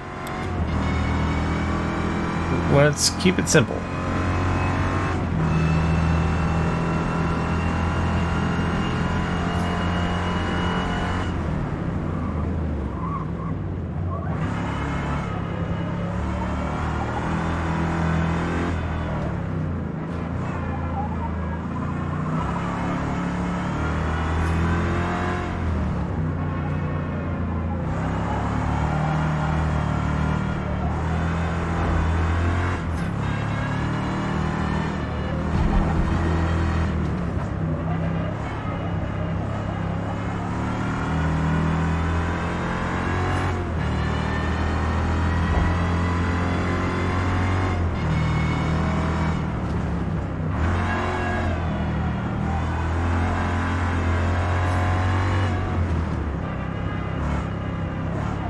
Whoa.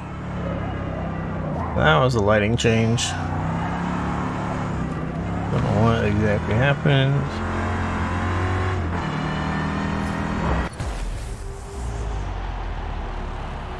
First place! My favorite place! P1.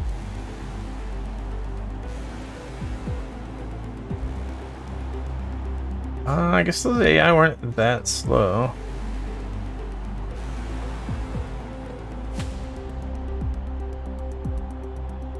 Interesting.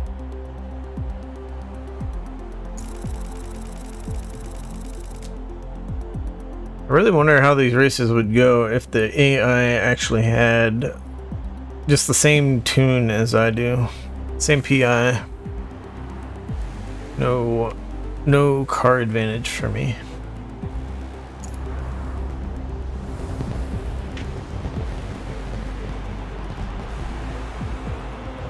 I don't know if the difficulty level takes that into account or how exactly it works.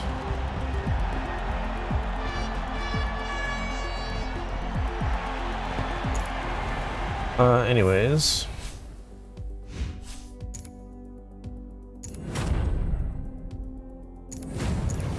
Unlocks, unlocks, unlocks. And we have 1400 CP. We are still stuck in C class. Alright, so the AI is probably going to be closer in PI level to us. And we can't do much. I'm not sure if it's better to change over to better tires.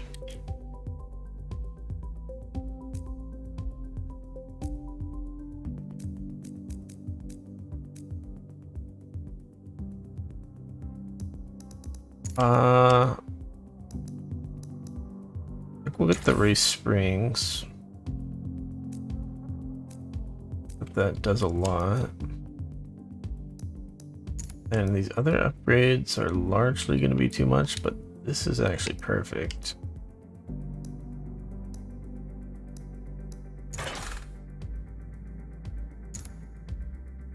And we're very close to my B-class cars for horsepower per weight. But my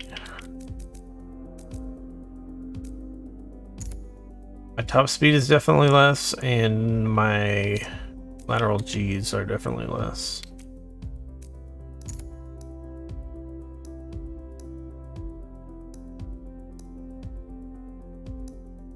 That just looks hideous.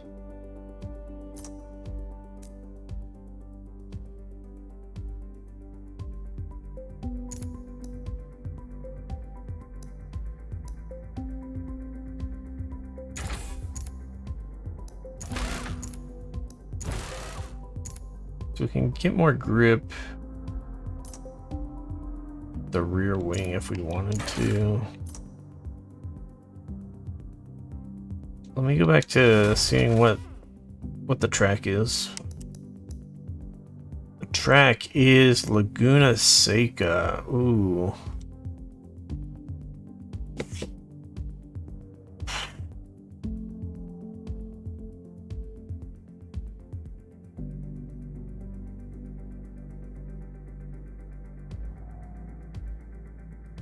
I really don't know what's gonna be. Whoops. I hit B again.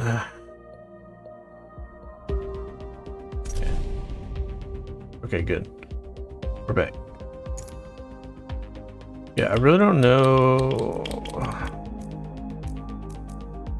if I should be trying to get more grip for this map or not. It's not an obvious yes.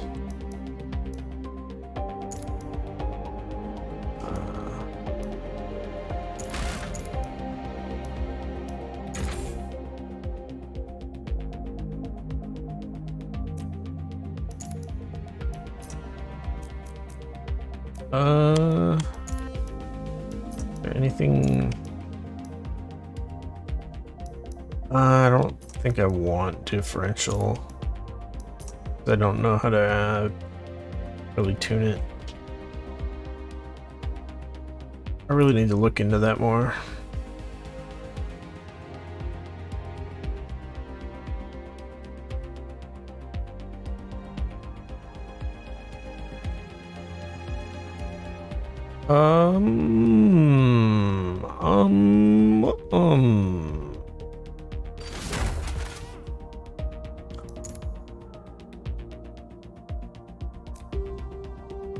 Do we have anything new that we want to tune? Oh yeah, we did get race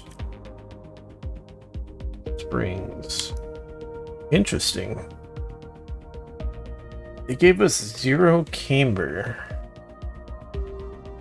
on the rear, -1 on the front.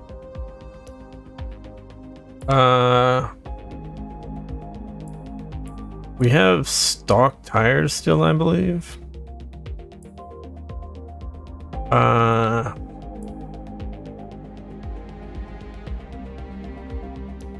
So yeah, our grip isn't very good, but I think we do want at least a little bit of camber.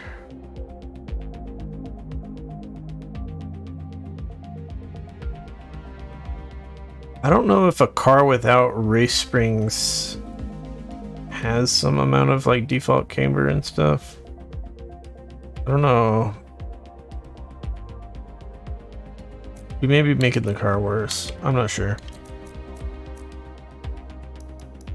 Let's lower the ride height a bit. Seems we can't lower it that far though. And then springs, let's see.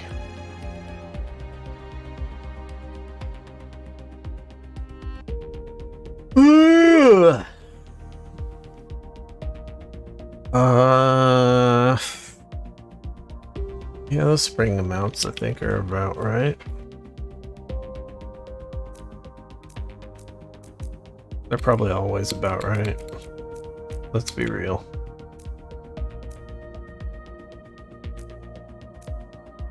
All right, sounds good. Let's go. Laguna Seca. I feel like it's been a while since I've been here.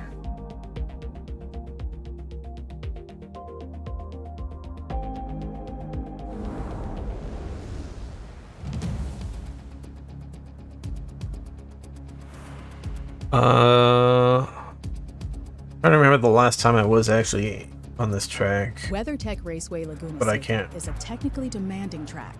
Where remember. time spent off the I've racing played line a means shitload of seconds Forza to the past few accomplish. days. But yeah, this seems like it's just not one of the more common tracks. Practice time! Let's skip that cutscene. Let's go.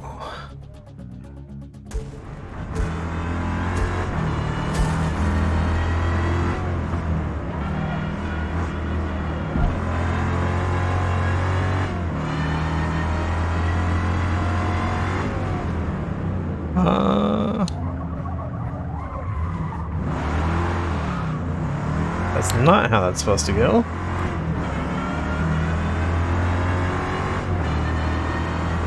And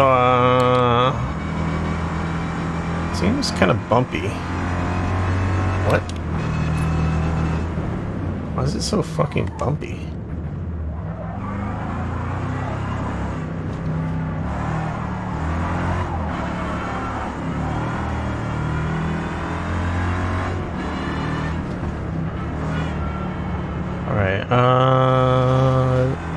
Is third gear good for these turns? I don't know.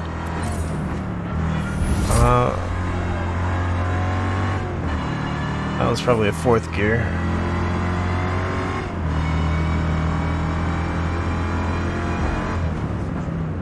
This one's probably a fourth gear, I'm guessing. No, that didn't work out.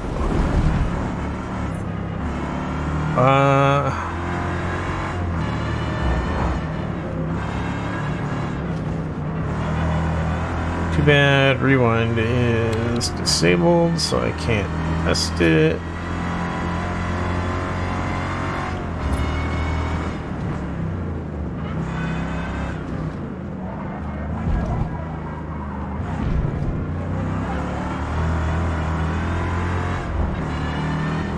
We'll test it next time around.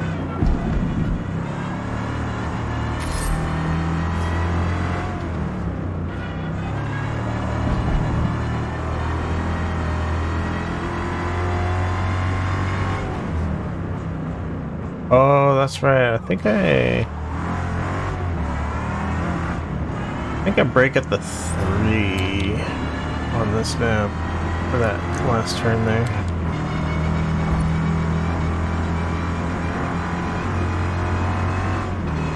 Just for a different class of car, probably, but ultimately braking's kind of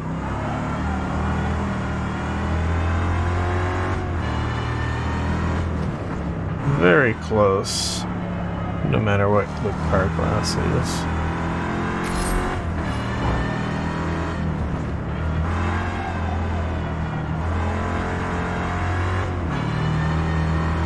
Unless you got some really big aero attached to your car, and your car is like super light.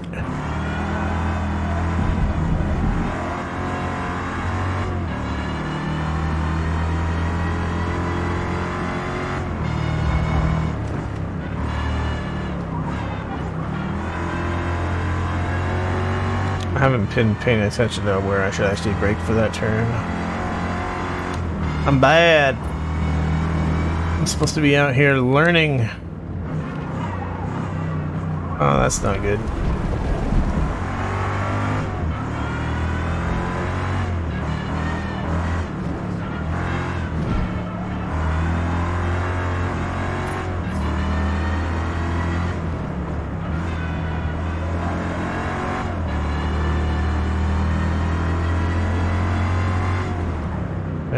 Okay, yeah, 3 is a little bit far. And we cut the track there, which is not ideal.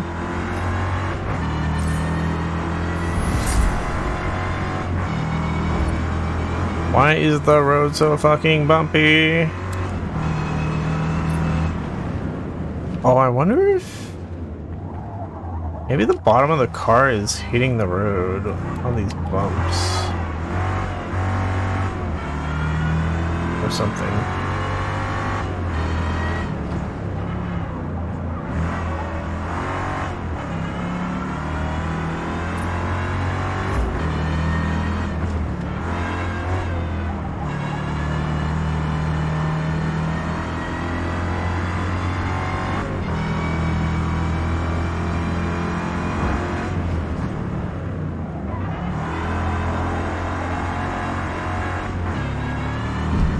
That was pretty good.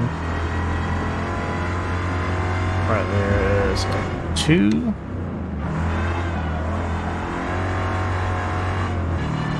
Two seem decent.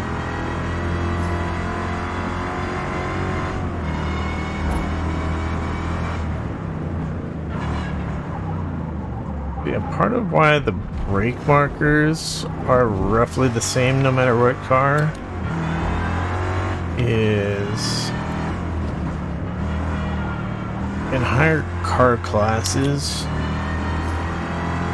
your brakes are a bit better, so you can brake in a shorter amount of distance, but you're usually coming at the turn faster as well, so it just kind of cancels out.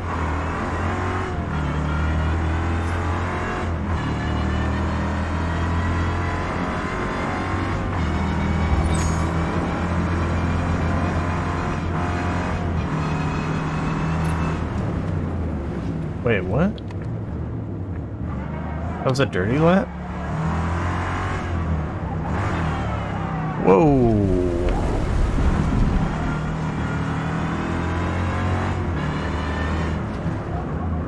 But yeah, that last lap was a dirty lap apparently. Oh, it might have been because I cut the track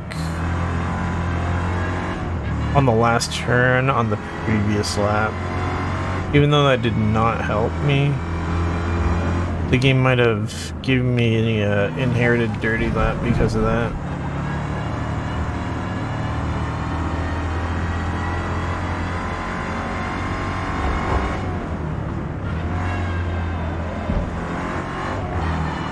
Whoa. I don't think we want to actually be in third for that. Probably want to be in fourth. Oh, I probably screwed up the corkscrew. Screw up the corkscrew like every time.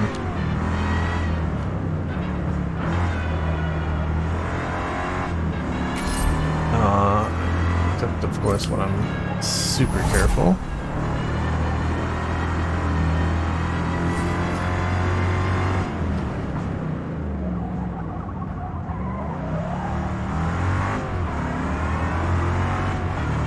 Alright.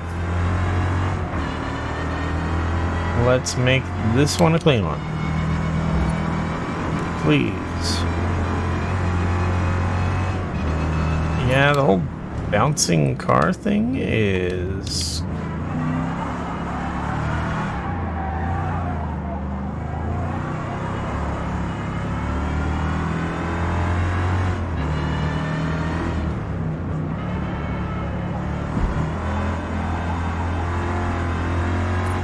not ideal.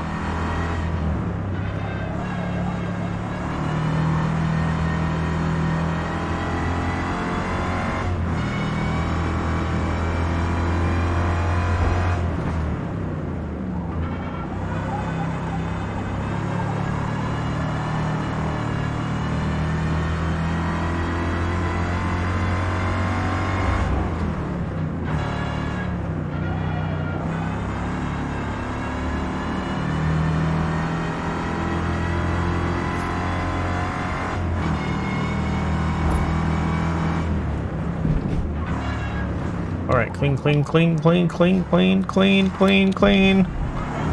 Clean. Don't go too fast, don't go too fast. Be clean.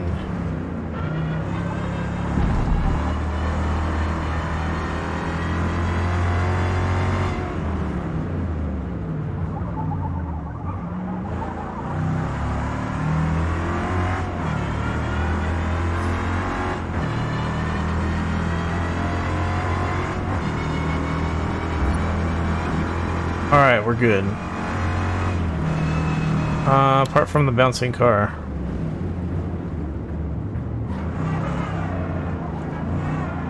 I have race spring upgrades, so I could probably...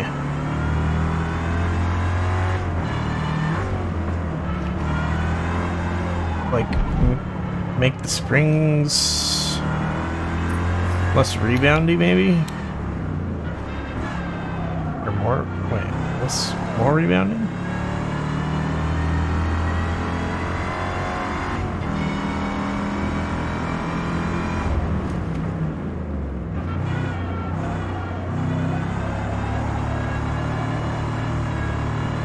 But yeah, I also don't know, like I said earlier. Oh my god, I do not know how to properly drive in this camera view.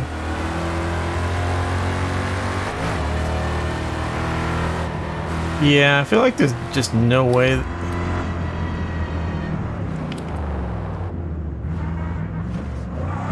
I feel like there's no way that the fucking body of the car is dragging on the ground. We could look at the spring stuff though. 5 minutes till race start. See if any of the springs are bottoming out.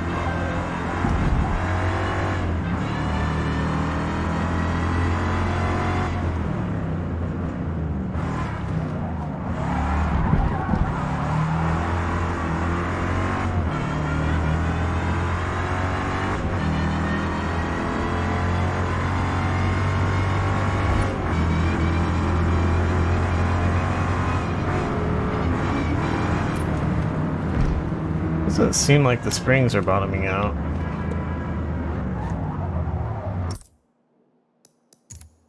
go here. So what I'm thinking is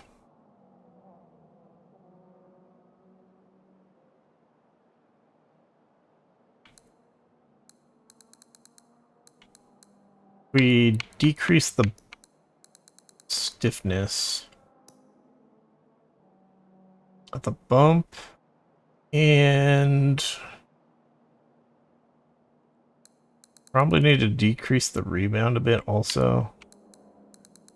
Let's say like 5.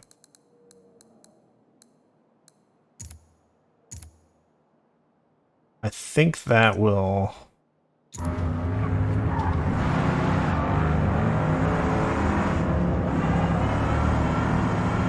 decrease the bounciness.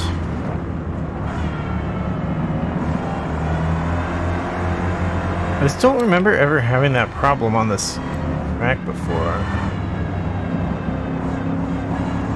So I hope it's not like some new bug that got introduced with the new patch.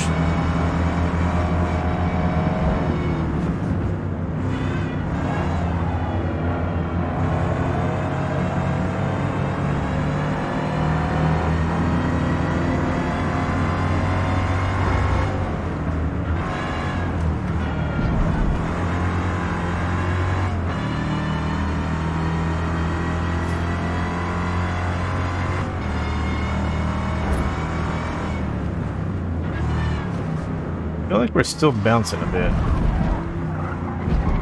But that's not... I don't remember how much we were bouncing that area before. The main bouncing area is that area, like, right before the end of the track.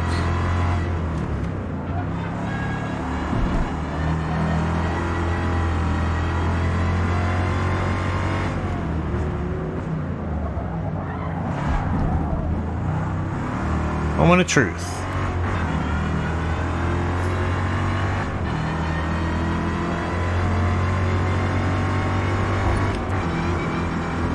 Yeah, there's definitely still some bouncing.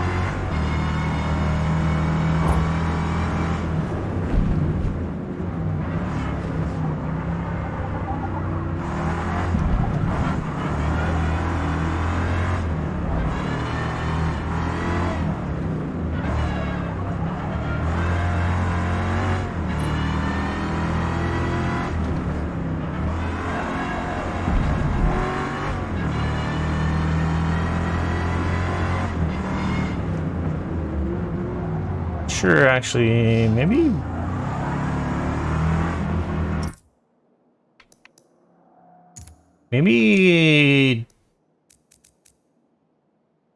decreasing the rebound stiffness was actually the wrong thing to do. Maybe the rebound stiffness should be a bit more still.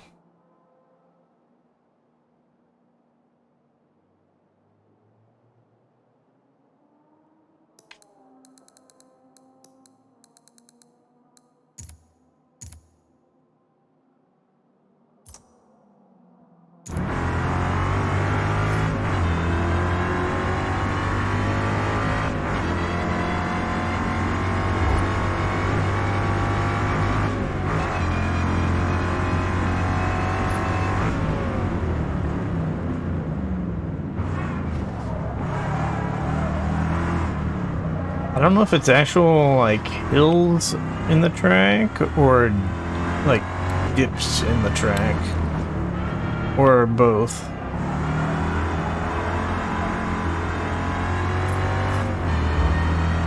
30 seconds to race start.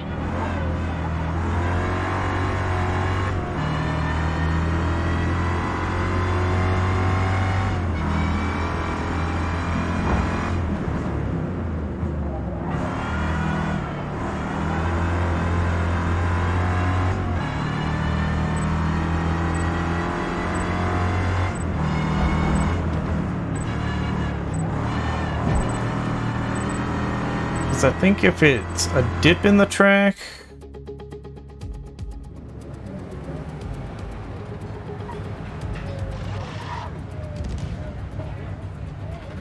or, well, let's say it's a bump in the track first. If it's a bump in the track, you want soft bump stiffness. For sure. And then if it's a dip in the track, I think you want high rebound stiffness.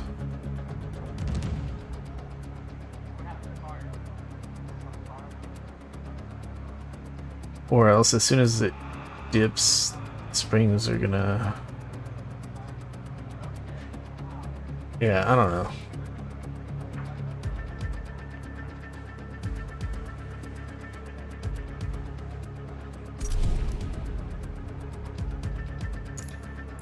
More challenge? Hell no.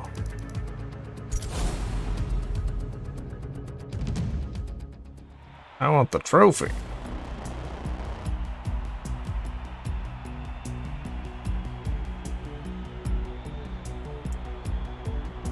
Forgot yeah. I kind of do want to bring up the difficulty to level 6.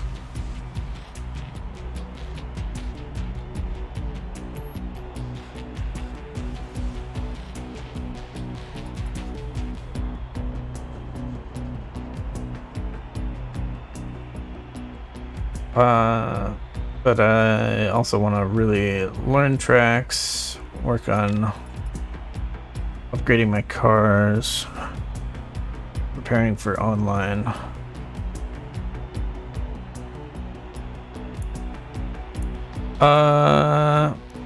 What do we got?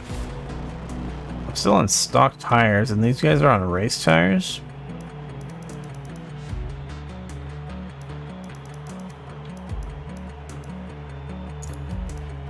They're on race tires in C tier. They're all on race tires? Okay.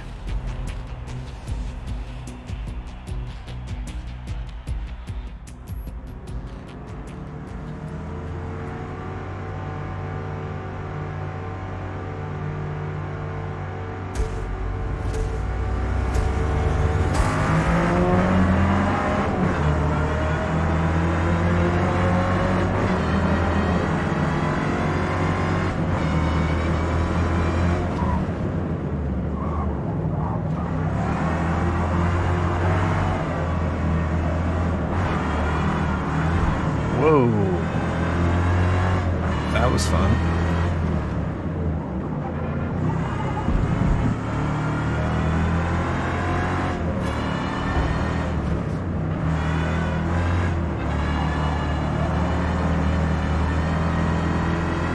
But yeah, why the fuck are they on race tires in a C-class car?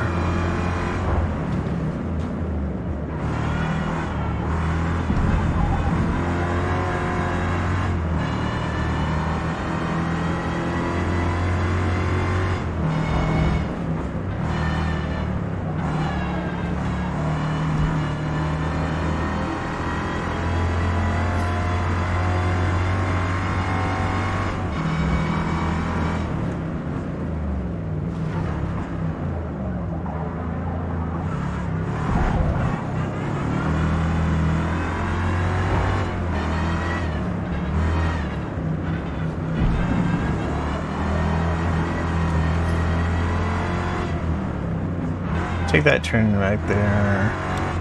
Lower than I probably need to.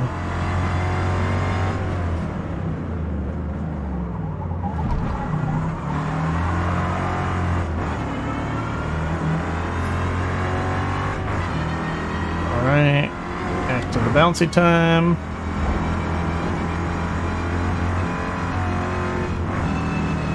What the fuck is going on with this track?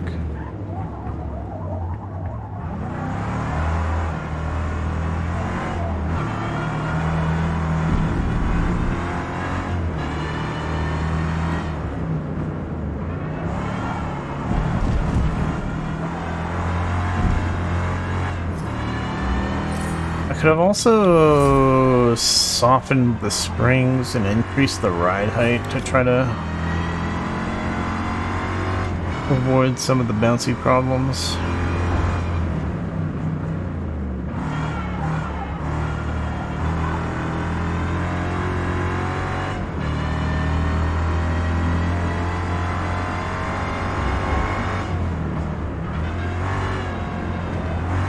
That would have probably also helped.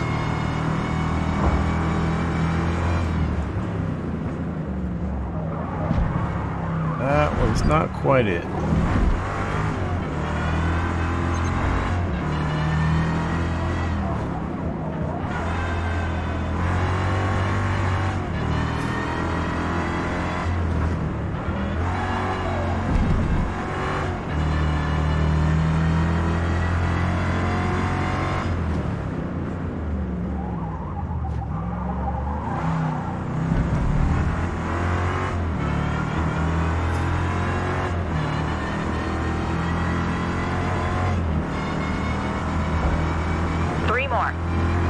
Bumpy time.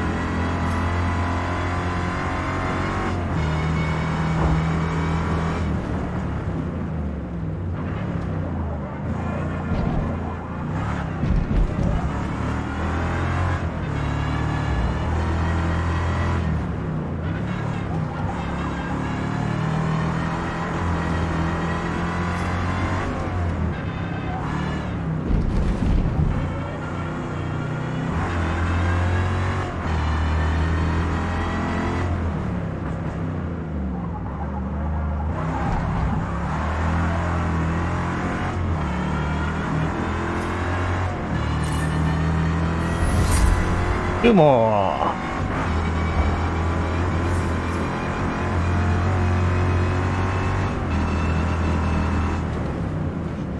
These bumps are insane. I feel like they got worse.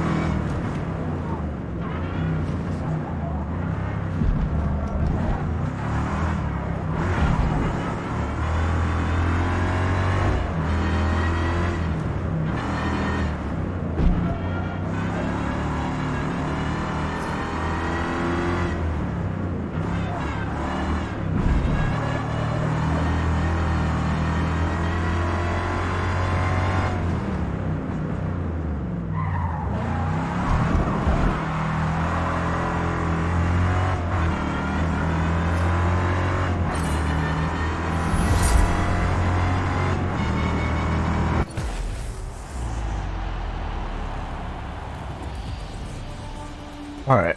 Great work. We finished P1. I don't know what the fuck's wrong with that course, with that track, but that was some clown shit.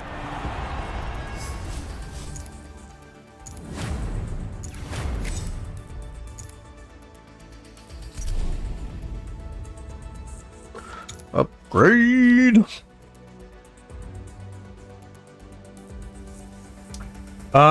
We're still limited to C class. Is this the last one? Or is there...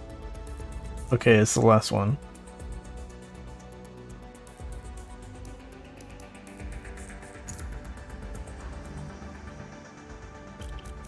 Interesting.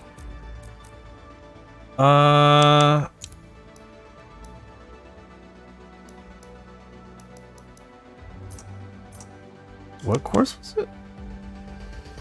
Oh my god, it's Virginia. Yikes.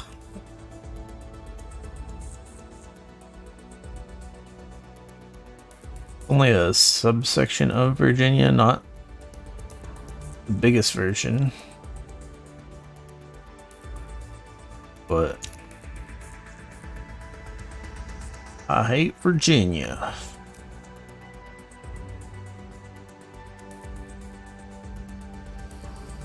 I don't think we really want Aero for Virginia either. So, am I upgrading anything? We can get... No, I'm not gonna get that. No, I think we're just not gonna upgrade anything.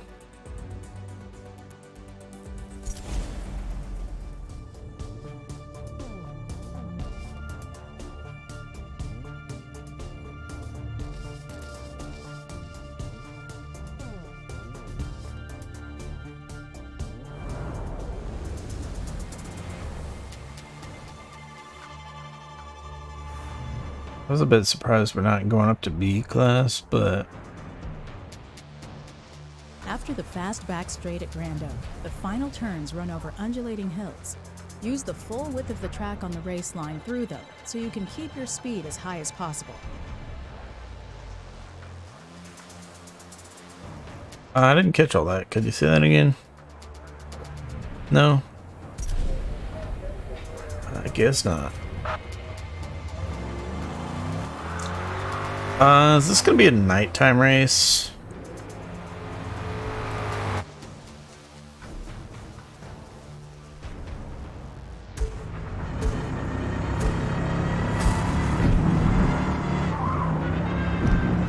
Oh my god, this part.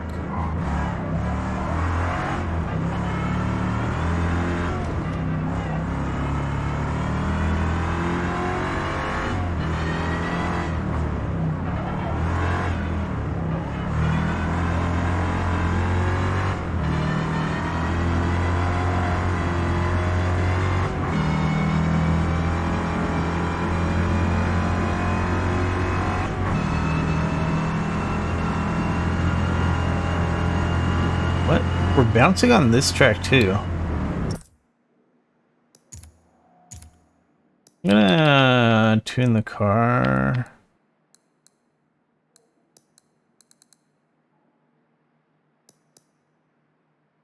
Or I'm thinking softer springs should help.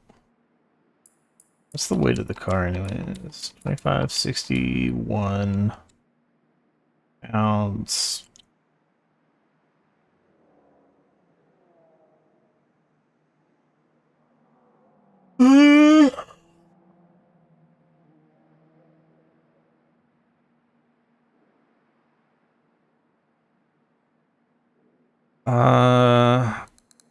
I think we're just bringing this down a significant amount.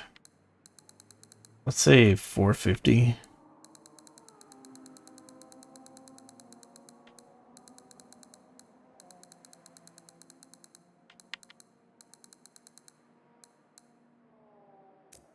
And then let's go back to the damping and also decrease.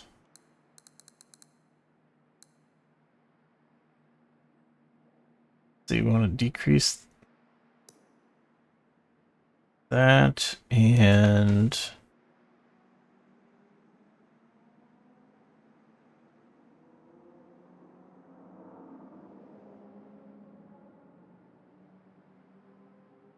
I think we want to decrease that.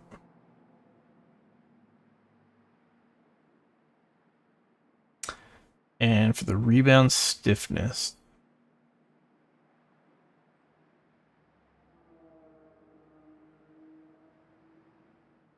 I think we want to leave the rebound stiffness in the middle. Yeah. We'll see if those changes will make the damn car less bouncy.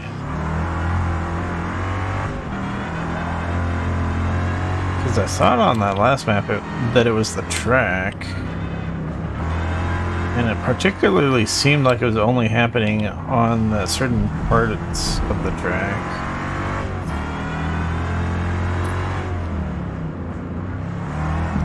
But maybe that wasn't the case. Maybe it was something else. Wait a second. Did I get the aero upgrade for the rear bumper on this car? Because I don't got the option. Maybe on this car I only had the hood one. I had the hood one, I think.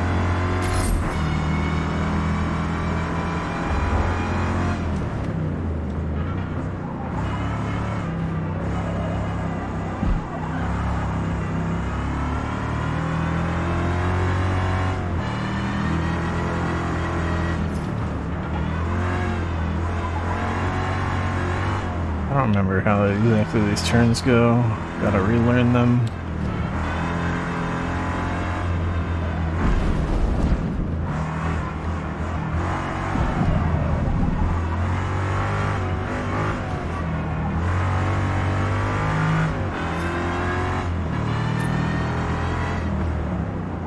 Yeah, the bumpiness could be something to do with just the aerodynamics of the car, I guess.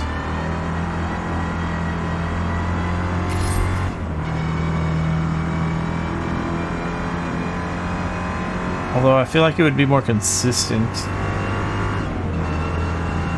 that were the case.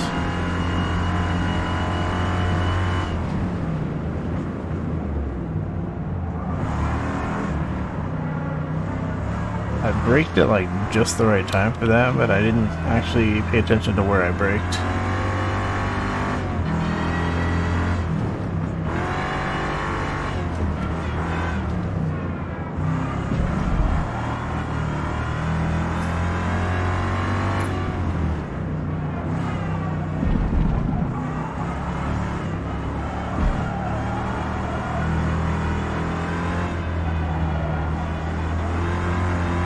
Zigging and zagging.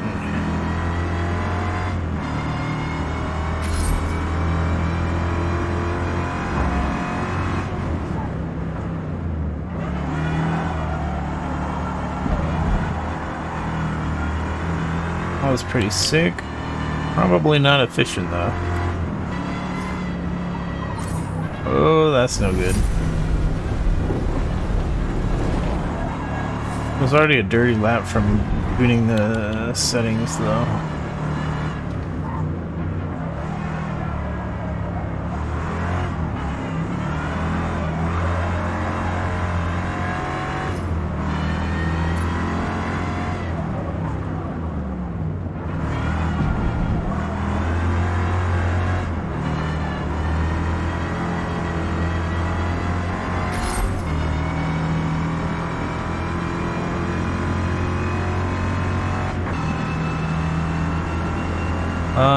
It's getting harder to see.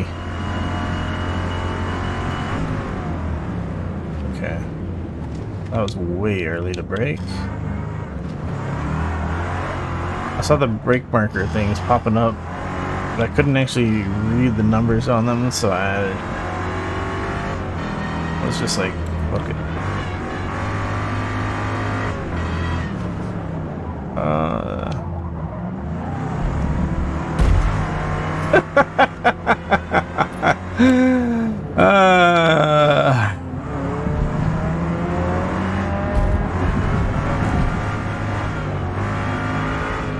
Okay, he went off the track there from that little bump I gave him.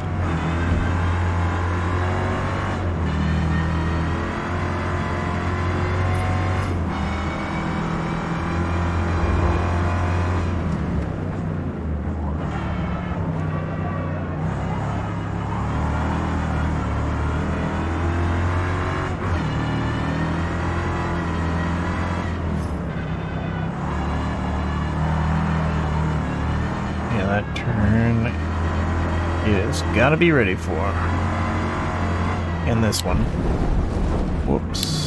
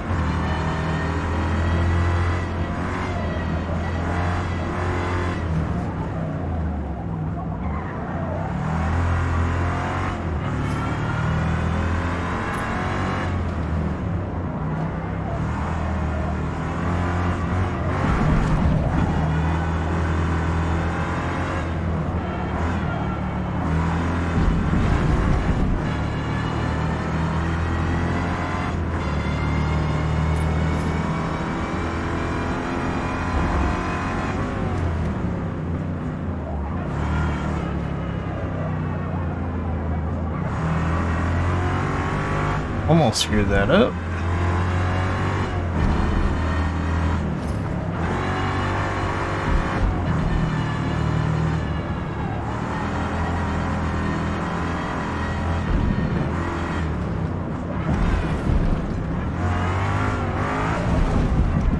Whoop, that didn't quite go as planned.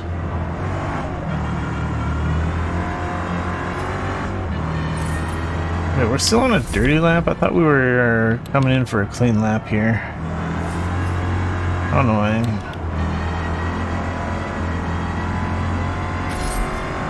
It's the same lap that I bumped that guy. Maybe it is.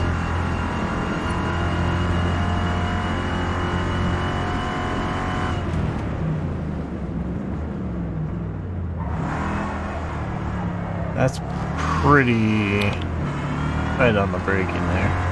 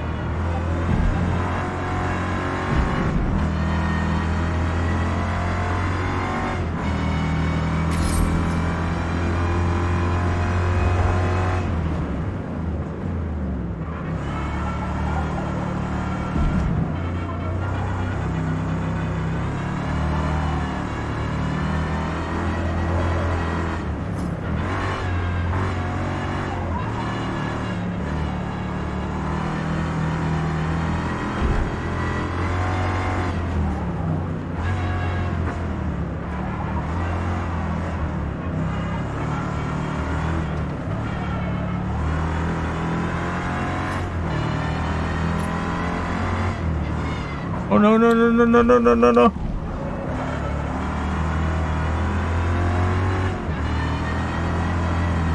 I thought I was throwing my clean lap there.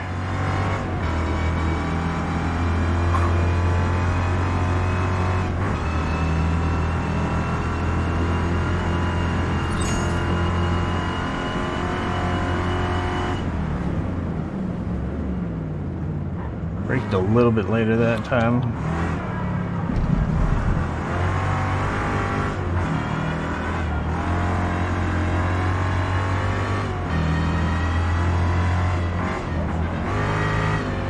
A lot of AI fairly close behind me.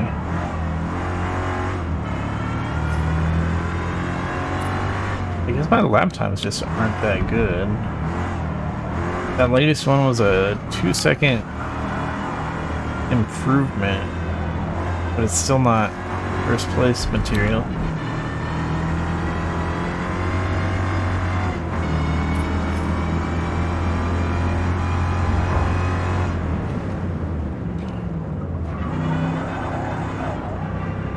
But yeah, it definitely takes some of this part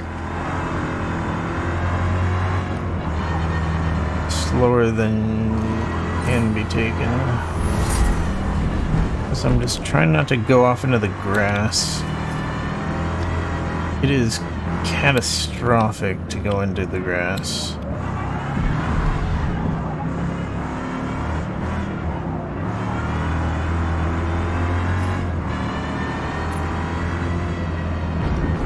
Race starts in 5 minutes. Especially at that part, because you're like at the top of a hill. So you're going to be sliding downhill.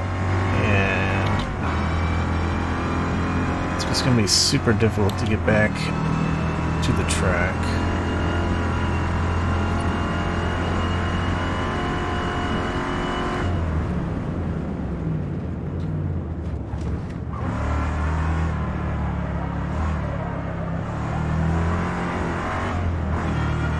I think a bunch of the AI went to the pits. Because there's no longer like 5 AI right behind me.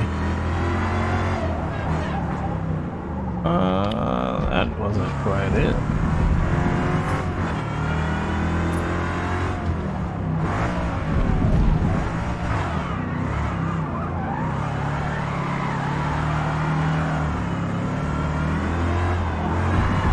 Everybody's gone drifting.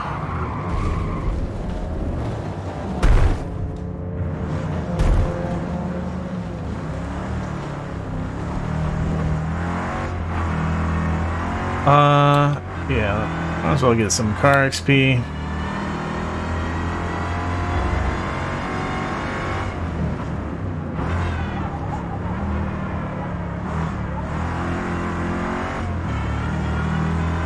Not sure how this car is going to end up comparing to the other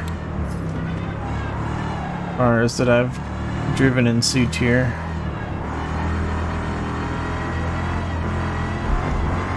I feel like it's pretty good, but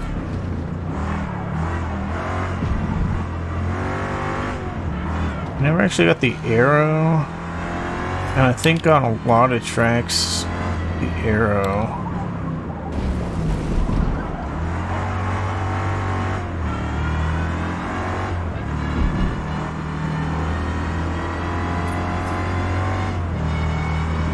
was like too good to pass up. Or possibly, well, I don't know.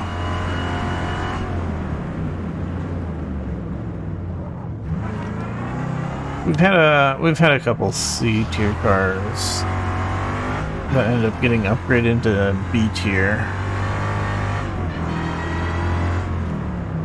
And I haven't done any like rivals times on them yet or anything, so it's. I don't have a good way to directly compare this currently to how those other cars were doing.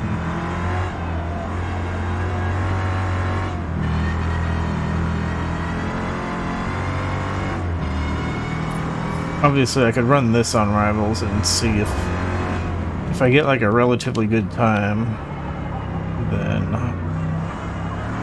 this is probably a good tune. don't. Probably not.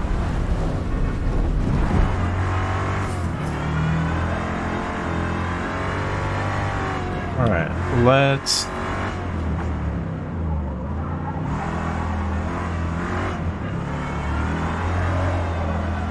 stop watching the turns.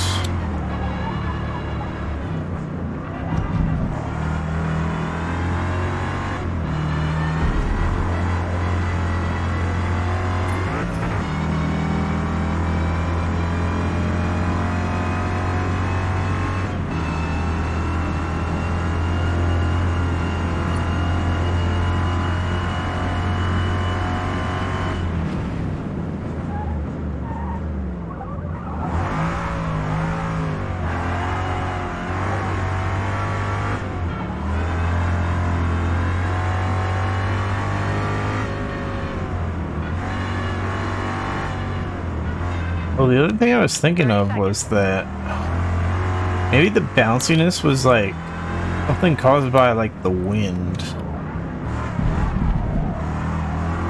And it's possible that they have it so like the wind is blowing more so on certain areas of the track. So that would cause the car to be a lot more bouncy in those areas.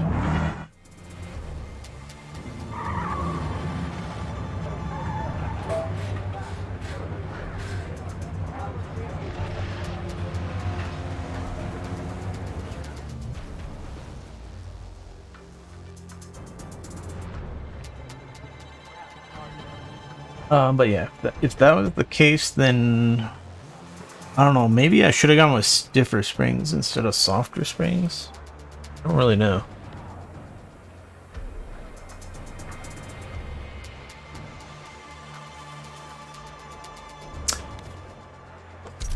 Alright. Race time.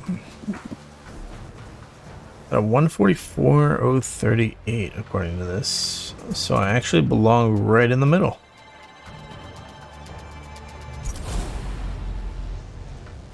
We'll see how this goes. Very easy to throw the race on this track just by driving off.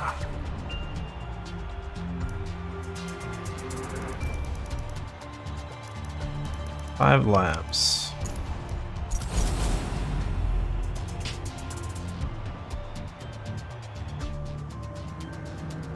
And we get a rolling start again for some reason.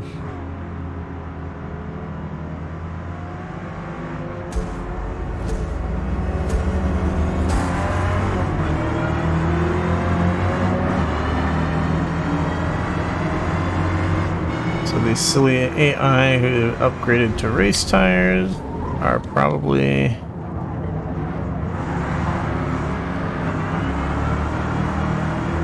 going a little bit slow on the straight.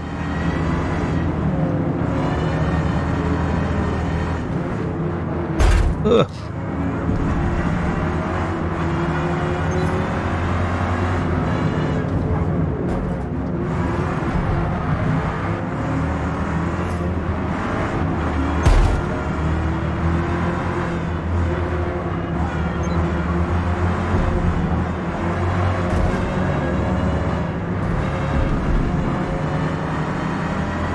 Great job, guys. Keep fighting it out.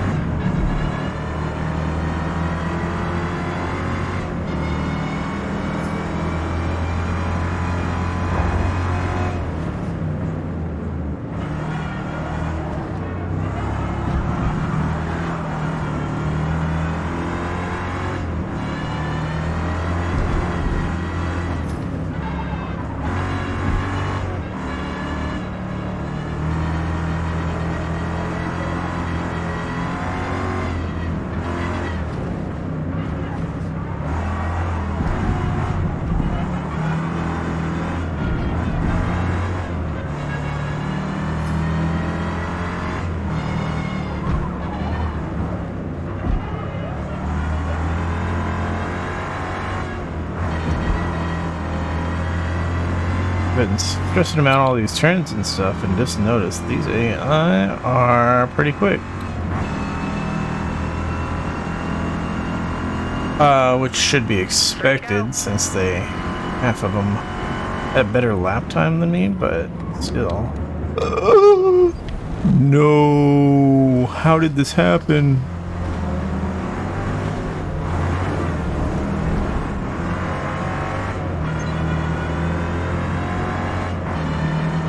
That was a pretty big setback.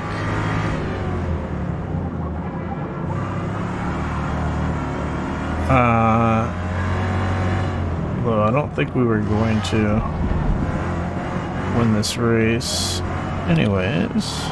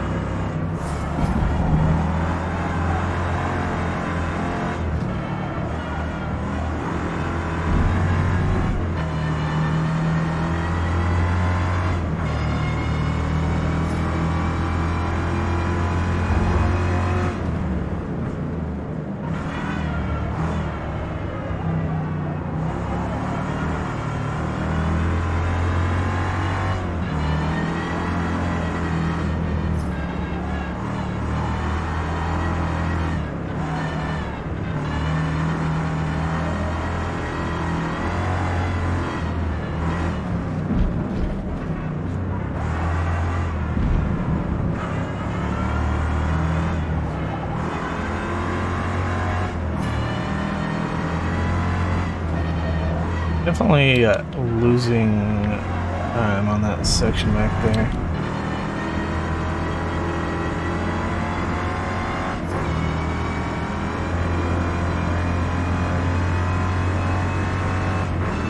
All right, last lap. Final lap. You got this.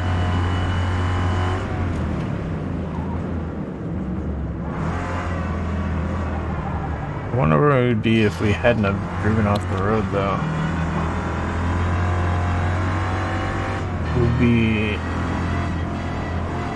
Would we be in a spot where we could actually get more places? So I think only like one or two cars asked me when I went off the road.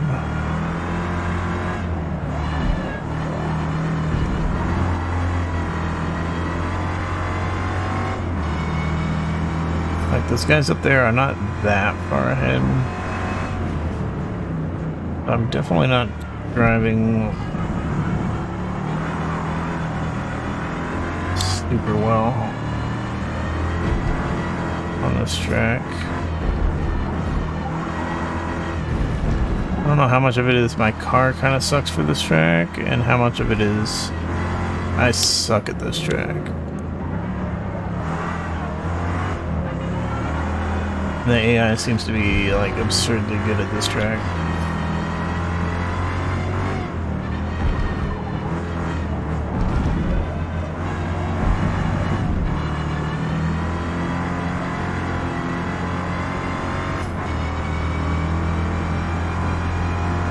I sure can't seem to make any progress on catching these guys.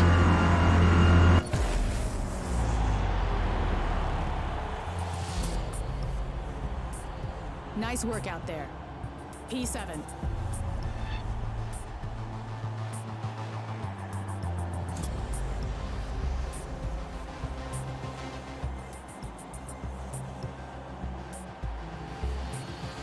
Yeah, we drove off track. I don't know exactly how long we were off track, but at least it was at a point in the track where it was like at the hairpin turn part, so we basically only lost the time that we were off the track, whereas other points where if you drive off track, you also like lose a lot of speed essentially, which kind of adds up into more seconds of you being losing more seconds. You fall farther behind. Like if you go off the track at a high speed turn or something.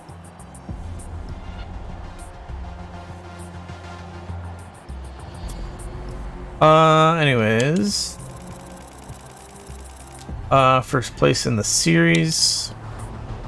Kind of expected since we got first on, I think, most of the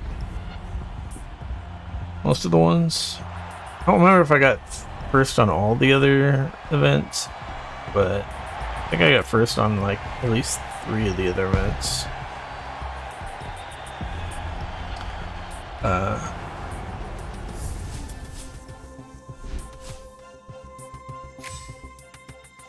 But yeah, that one was very difficult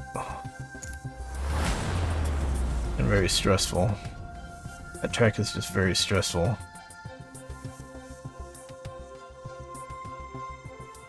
Alright. Hey, we got a gold trophy. Seems like sometimes it tells you about your trophy and sometimes it doesn't. Maybe it's just a bug or something. Anyways, next time will be the Pony Car Showdown.